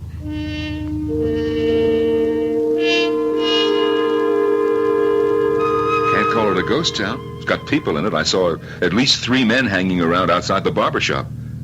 Oh, yes, and they saw us, too. I think it's just about the most beautiful little town I've ever seen. Well, now, I'll remind you that you said that. Wow, that must be the town hall. You know, I don't see a real estate office. Are you serious? It's a perfect little gem of a town, Ralph. Let's park and ask somebody. The town's only about 4 blocks long.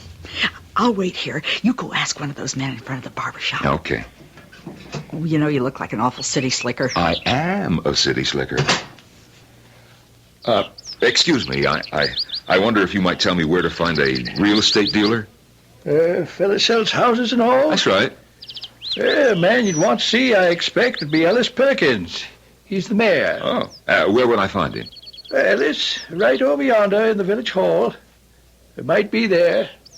Might not. Well, I'll have a look. Thank you very much. Yep.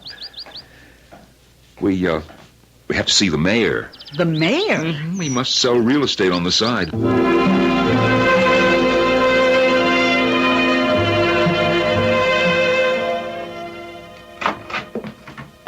Mr. Perkins? Yes, come right in. Oh, thank you. There wasn't any receptionist outside, so... Never felt the need for one, really.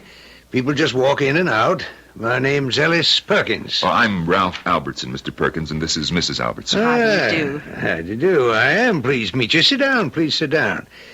You wouldn't believe how rare a stranger is. Yeah, well, I'll get right to the point, Mr. Perkins. We've been looking for a place like this, a quiet little place, you know, to settle down in permanently. Have you now? Well, there is a house available, just one. You quite sure that you want to be this far removed from worldly things? Well, that's exactly what we do want. Yes. Peace and quiet. I find the city lately it's just too much for me. I see. Do you feel the same way about it, Mrs. Elbison? Oh, why, yes. Not as strongly as my husband, perhaps, but now I've seen your town. Yeah, good. Well, it's just about lunchtime. Oh, well, if you have an engagement... Oh, we could no. Nothing of the sort.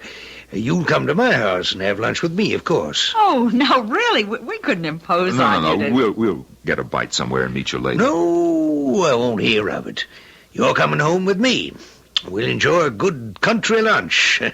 As we call it, dinner, you know. Oh. And then we'll proceed to a discussion of whether or not our sleepy village is the place you're looking for.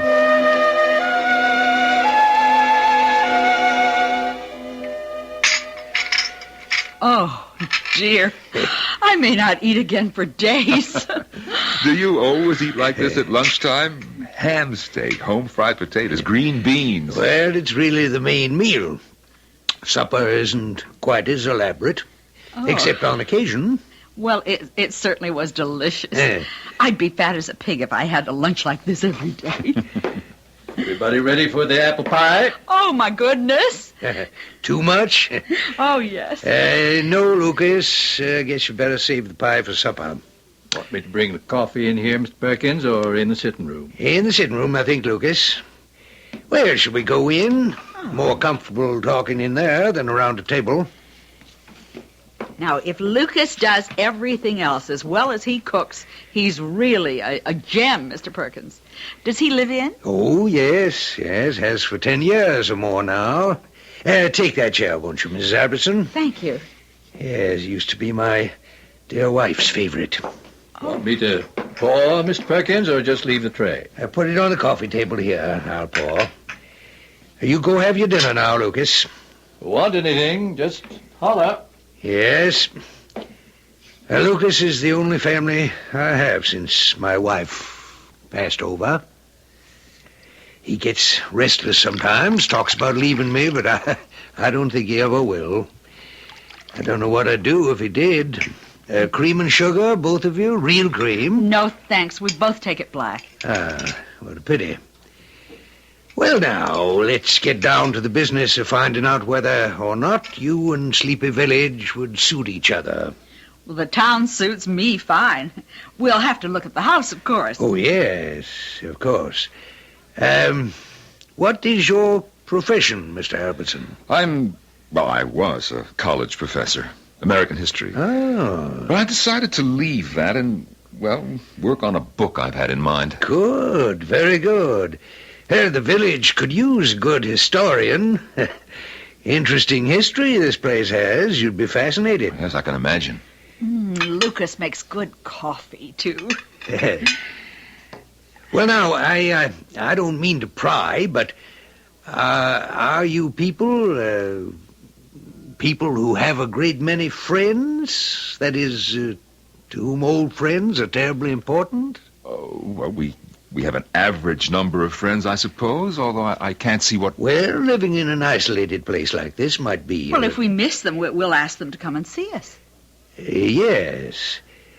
But you are looking for a place where you can get away from people, and I assume that includes friends as well as strangers. Mr. Perkins, I don't understand what difference all this makes to you. Oh, I'm sorry. I hope I haven't offended you. It's a very small village, Mr. Albertson, and, the relationships are very close. Intimate, you might say.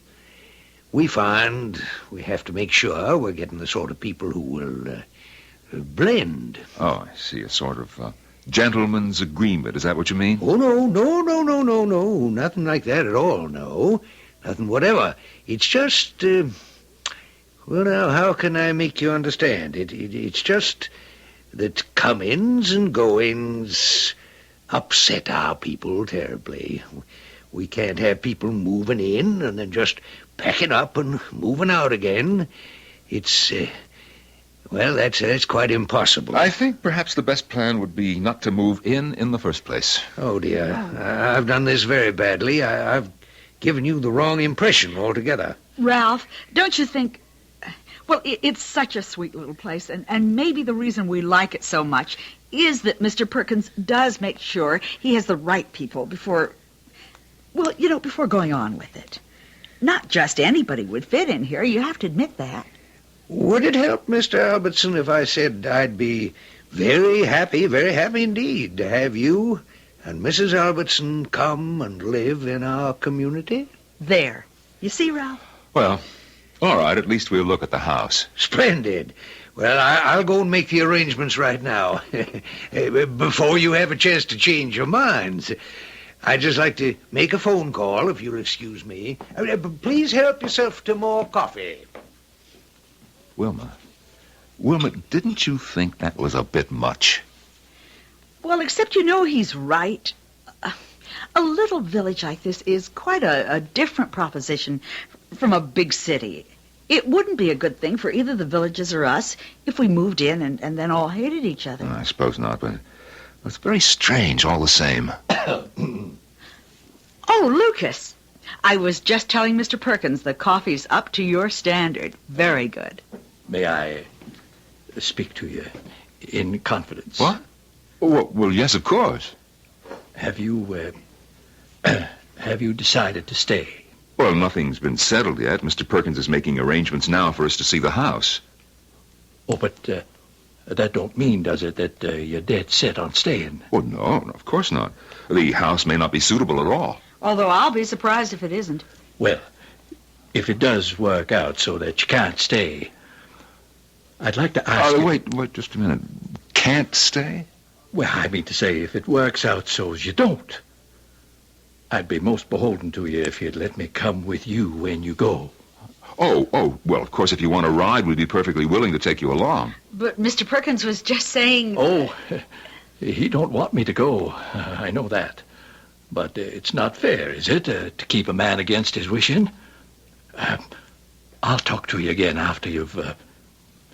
I'll talk to you later on. All right.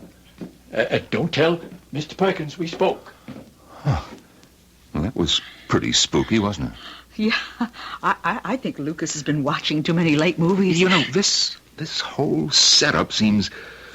I don't know. We'll see the house at least. Oh, we're going to like it, Ralph. It's going to be just what we're looking for. Well, splendid. Couldn't have worked out better. Oh, I know you're going to love it here. Mr. Perkins, when can we see the house? In due time. What do you mean in due time?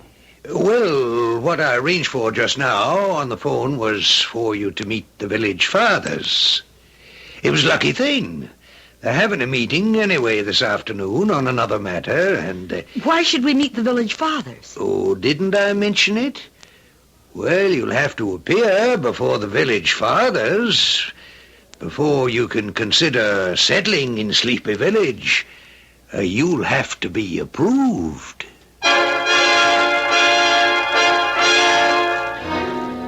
If a man wants to buy a house in a town that he finds attractive, if he has the money to pay for it, even if one house comprises the entire market, doesn't it seem odd to ask him to appear before the town's governing body and establish his worthiness? But Sleepy Village is a place of many, many odd characteristics. We'll encounter more of them when I return shortly with Act 2.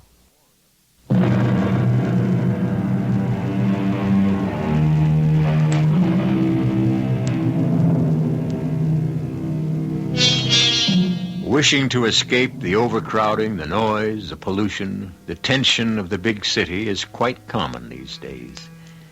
But perhaps there is such a thing as going too far in the other direction. Ralph Albertson is beginning to think that's just what he and his wife have done.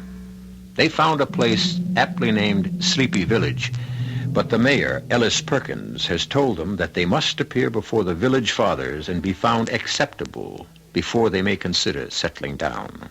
Of all the nonsense I have ever been subjected to, this has got to be the most ridiculous. Unusual, perhaps, Mr. Albertson, but not ridiculous. There are elements involved here that I'm not free to explain to you at this time. Wilma, let's get out of here. Oh, Ralph, not before we see... Before we what? Appear in supplication before a bunch of small town... No, I won't do it, Wilma. You'll be treated with the utmost dignity, Mr. Albertson. Please believe me. What have you got going on here, Mr. Perkins, that you're so careful about? I mean, you don't screen people like this unless there's something going on that you can't afford to let become generally known. Oh, you're quite wrong about that, Mr. Albertson. We're very proud. I don't see why you have to be so suspicious, Ralph. They just want to make sure we're compatible. Exactly. She said it exactly, Mr. Albertson. And we have nothing to lose. Wilma, are you really so taken with this place? I guess I really am. All right. All right, for that reason and no other, I'll talk to your village fathers. But don't either of you expect me to get down on my knees.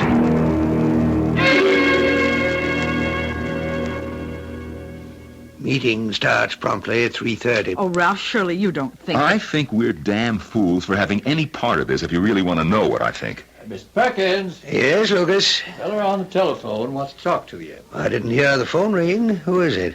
Wouldn't tell me his name, just said it was almighty important. I told him I'd tell you that. Oh, dear. I mustn't be late for the meeting. Well, I won't be a minute.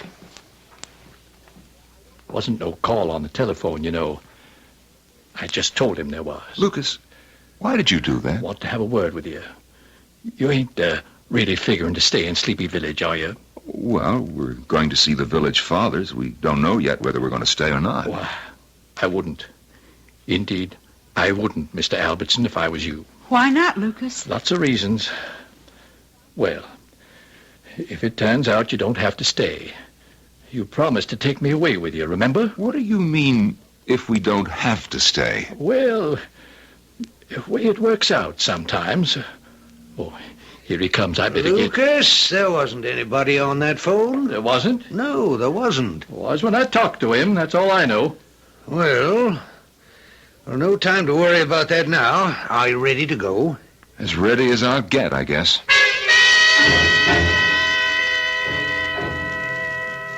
Mr. Albertson is an historian of considerable repute.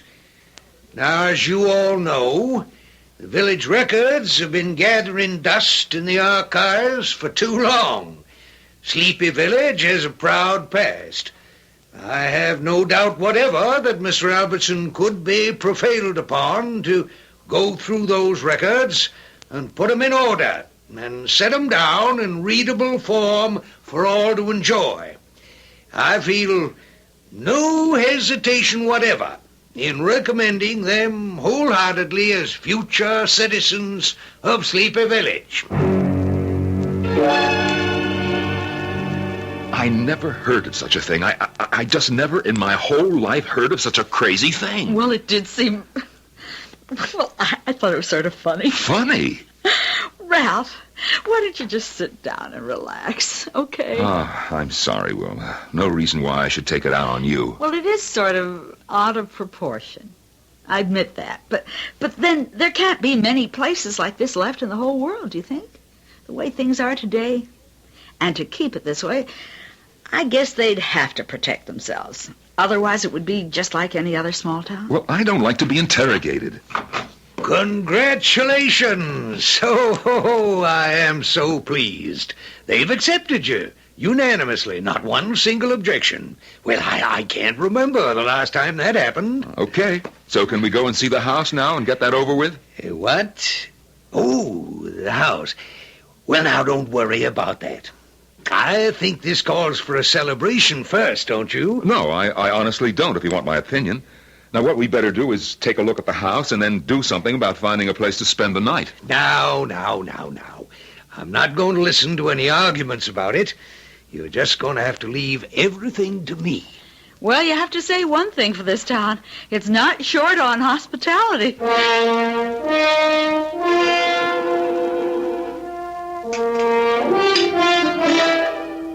Mr. Albertson, I know that today has been an upsetting experience for you, appearing before the village fathers and all, but that's all in the past now, don't you see?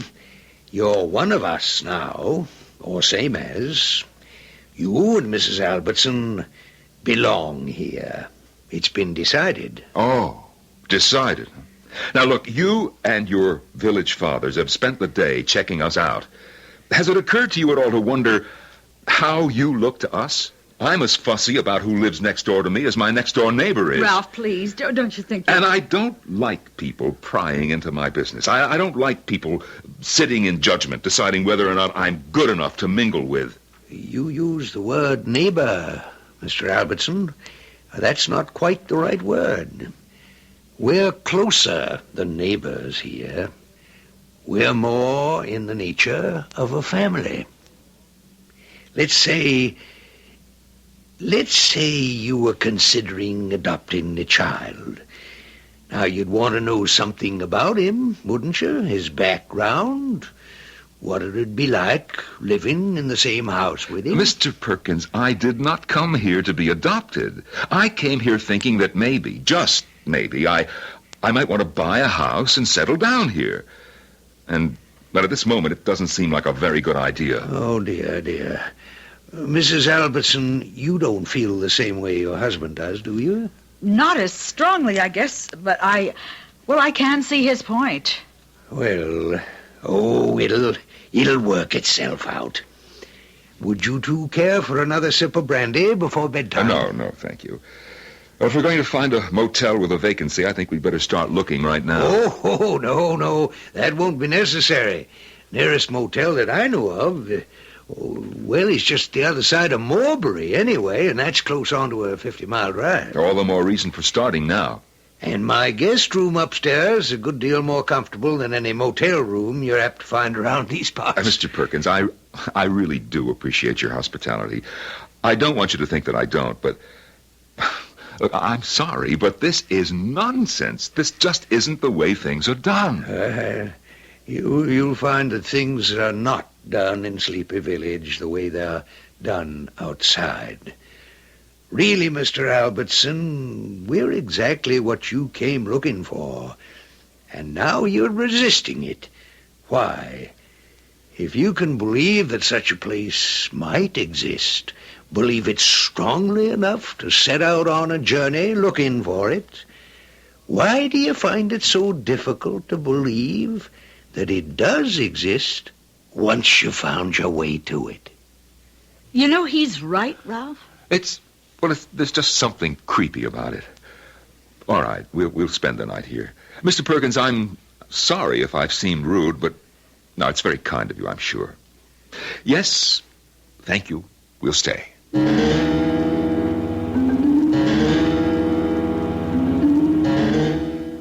Lucas? Oh, Lucas? Yes, Mr. Perkins. I was just about to go on upstairs to bed. Come in here for a minute, please, will you? I want to talk to you. Oh, sit down, will you? You don't have to act like a servant. Well, as long as I am one, reckon I might as well act like one. Lucas, you're not planning to do anything foolish, are you? I don't know what you mean, Mr. Perkins. You remember the Collinses? The night they spent here before they moved into the old Bradley place? Oh. And I wouldn't want a repetition of that. The Albertsons have seen the village fathers and been accepted. It's all settled. You'd be very unwise to interfere. Well, no, I wouldn't do that, Mr. Perkins. That there with the Collinses, that was a long time ago. Before I'd got rightly settled in, you might say. You don't have to worry. Good. Because it wouldn't work anyway. I give you my word. It wouldn't work at all.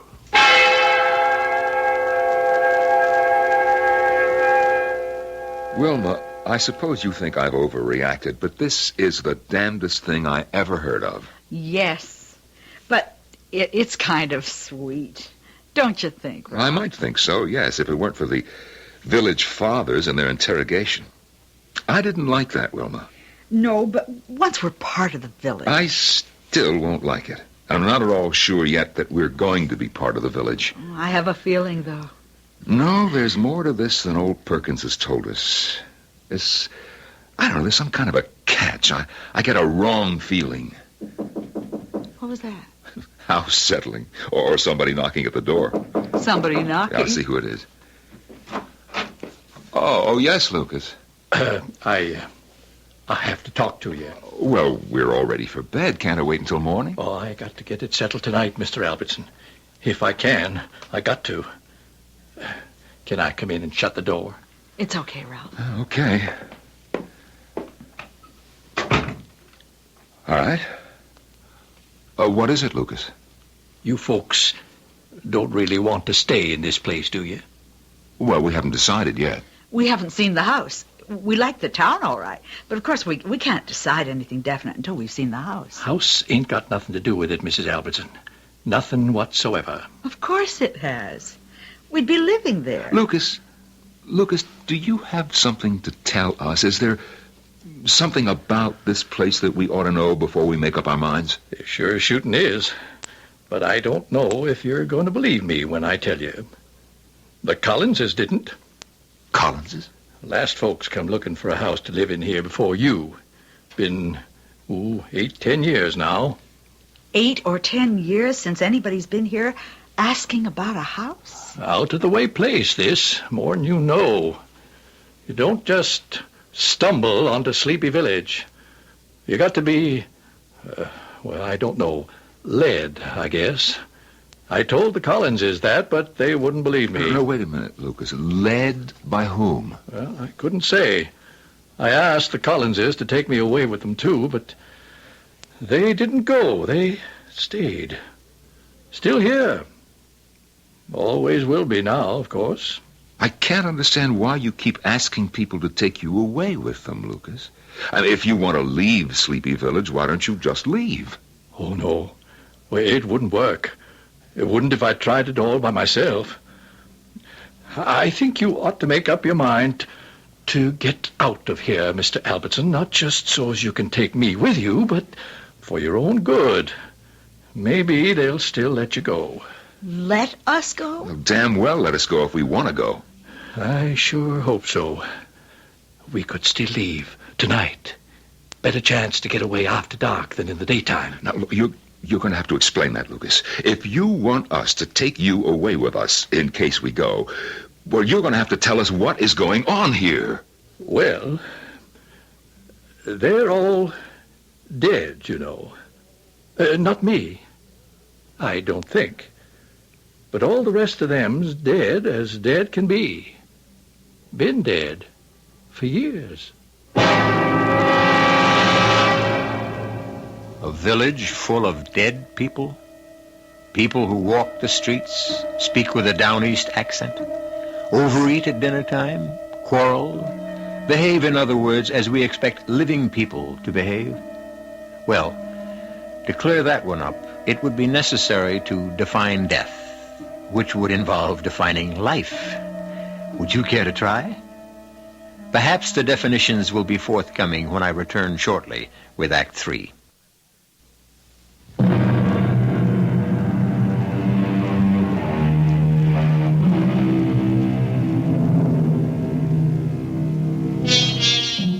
One of man's major preoccupations, ever since he became man, has been with life after death, and the form it will take.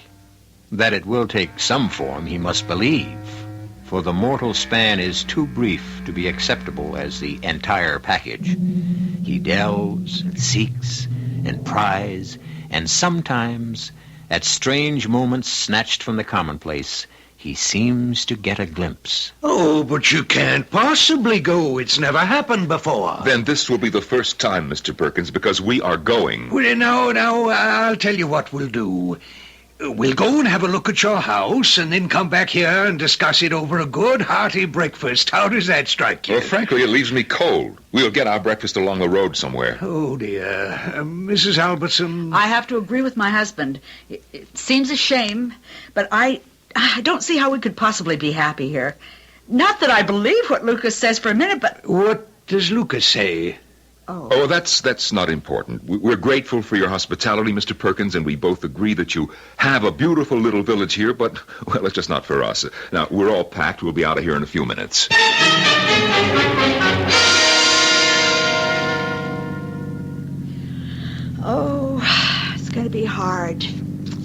hard to find another place we like as much. You'll never find one that's spooky, if that's what you mean. Ralph, Yes? do you believe what Lucas says? That everybody in town is dead? What's that up ahead there? I can't tell. It looks like a tree across the road or a telephone pole, maybe. There's a man there. See? Off to the right. Oh, good. The two of us ought to be able to clear that thing off the road without too much trouble. Ralph, he's got a gun. What the hell? Can't get through this way, mister. Sure we can. The two of us can move that log. Ain't nobody moving the log or driving through. Better just turn back. Only thing you can do. Let's turn around, Ralph. The way he's holding that gun... Hey, what is this, a roadblock? Are you trying to force us to turn back? Got this shotgun here, Mr. Albertson. Sure hope I don't have to use it.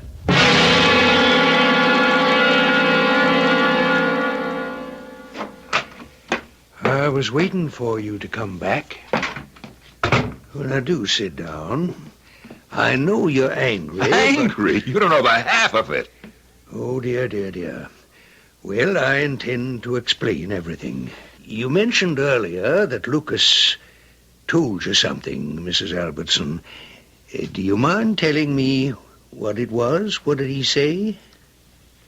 He said you're all dead. He said everybody in the village is dead, except him. Yes. Well, he is too, of course. What are you talking about? Oh, it's quite true. We're all changed over. We're all dead, if you want to use that word, although, as you can see, it isn't accurate. We've finished with the life you're experiencing now and gone on to the next. Oh, cut it out, Perkins. Ralph, you wanted him to explain? Thank you, Mrs. Albertson. It isn't an easy thing to give credence to in the beginning, I know. Continued existence after what you think of as death is as natural as your having been born in the first place. People are not simply extinguished when they finish the first phase. Well, I'm sorry, Mr. Perkins, but I just don't buy it. Why would you want us to settle in your village? We're not dead. Two living persons in a village full of dead people. Why? Well, Sleepy Village is not the place you drive to. It's a place you think yourself into when you're sufficiently repelled by the society, the circumstances, which is to say the life in which you find yourself trapped. Then you find your way to Sleepy Village. Once you've done that, you become candidates for residence. Then what you mean is Candidates for death. Is that what you're trying to tell us? Well, now, it isn't death as you think of it, Mr. Albertson. You'll have to change over, yes, but you'll hardly notice it. Dead is dead as I see it, no matter what comes after. The very fact that you found us, found your way to our village, implies a natural readiness for the change. It's, well, don't you understand that it's more than half done already? You're here. That says all that needs to be said. Mr. Perkins, I think I'd like to be alone with my wife for a while, if you don't mind. Will you come with me, Wilma? A remarkable thing is about to happen to us, and we need to make ourselves ready. Yes, that's very good. Well, I'm not ready. I won't be ready. You know, I don't understand you at all, Ralph. Why do you suddenly... No, please, Wilma. We want to make the change gracefully, don't we? We need to prepare ourselves. Wilma, do you think for a minute that I'm going to... you said... No way. I just realized that they have to be humored, that's all. Now, look, we've somehow found our way into a village full of nuts. That's what's happened. Now, look, we've got to play it their way if we hope to get out of here in one piece, because that idiot downstairs means what he says. Lucas. Where's Lucas? He must know how to get away. I don't know. I think he expected to ride out of town with us in the car. All the same, I think we ought to see if we can find him. Well, let's give him a little time. I have a feeling he'll come to us.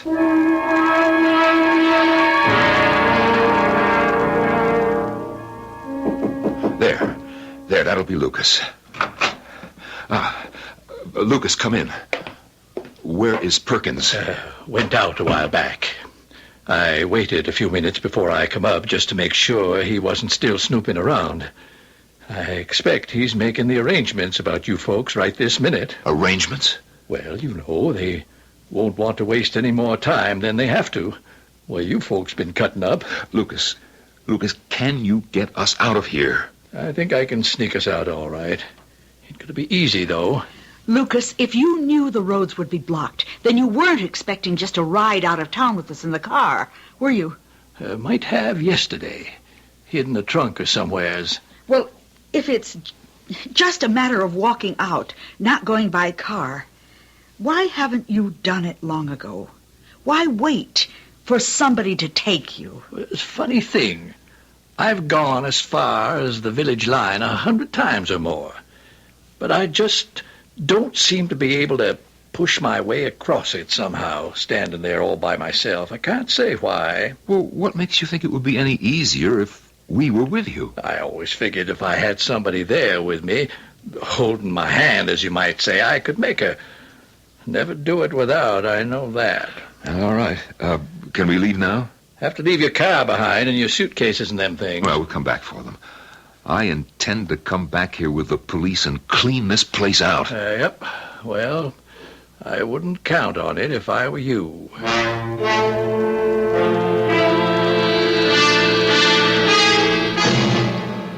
Now, just walk along natural, talking and going on like I was showing you around. Here's how we'll do it. We'll go over and cross the line right in back of the church. Village ends right there in back of the church. Yeah, won't they be patrolling there? I wouldn't think so, no. The village folk don't go in back of the church. Never. Why not? Something back there scares them off, seems like. Lucas, you say everybody in the village is dead. Everybody but you. Yep. How does it happen you're not? Wondered about that a good deal myself. Come to the conclusion it just slipped their minds. I wasn't important enough for folks to take much notice of when I showed up. How did you happen to come here in the first place? I can't hardly recall anymore. I was hitching at the time. Hitchhiking? Yep. Mr. Perkins put me right to work soon as the village father said it was all right. His wife had just made the second change, and he needed somebody. The second change? Oh, well, they die. Well, they don't live forever here in the village. Second changeover, they call it, and I reckon that's what it is. Oh, they're dead, all right. Everybody but us. That's the line. Right there at the foot of that old oak tree. Other side of the oaks, out of the village. But why do we have to hide here? Can't we just walk across the line and be out of the village? Not and be sure somebody won't take a pot at us, we can't. Ain't nobody ever got out of this village, to my knowledge, once they've been accepted by the village fathers. I ain't sure I can make it. What? What do you mean? Well, if I get to holding back, now you just take my hands and pull. You hear me? No matter what I say, you drag me on across that line, past that old oak. But if you ask us not... Don't pay me no mind. Drag me over by the heels if you have to. Well, time to go, I reckon. Here, take me by the hands, both of you. What, were you shaking like a leaf? Ain't never been so scared in my whole life. You two just walk on up to that tree and across. Come on.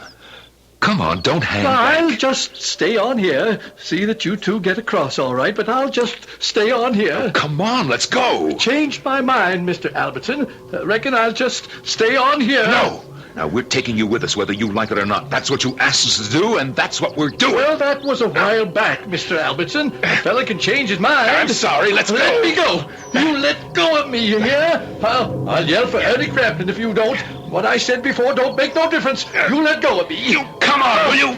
Ralph! I ain't going. Ernie!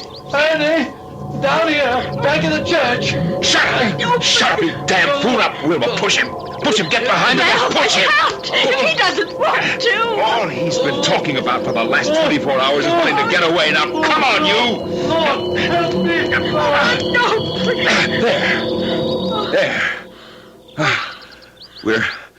We're out of their miserable village. We're across the line, Lucas. Lucas! Ralph. He's not here. Of course he's here. Lucas! Ralph. Look around you. For heaven's sakes, look around you. I am. Where the devil did the idiot get to? I don't mean that. Look what this is we're standing in. Just a minute ago, it was a vacant field, and now, look! It's just a... Oh... It's a graveyard. I didn't notice it before. Oh. It wasn't here before. Ralph. Read that. On the headstone. Go ahead, read it. Ellis. It's almost worn away. Ellis Perkins. 1834 to 1904. But... And this one, over here. Lucas Madison. 1897 to 1963.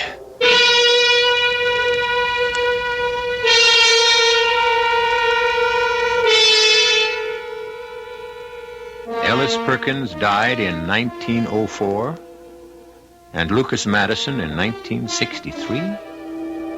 Well, that's what it said on the headstones. And when Ralph and Wilma looked for it, the village wasn't there. They found nothing but wasteland and an old church, crumbling from age and disrepair. I'll be back shortly.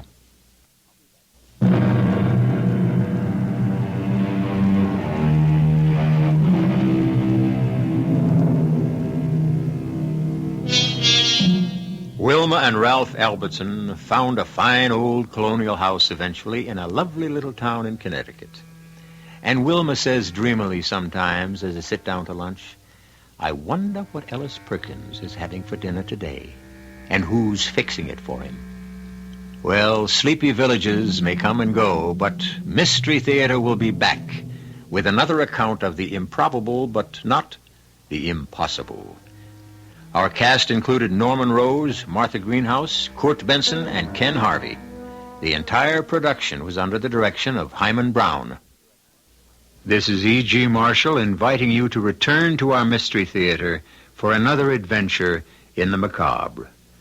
Until next time, pleasant dreams.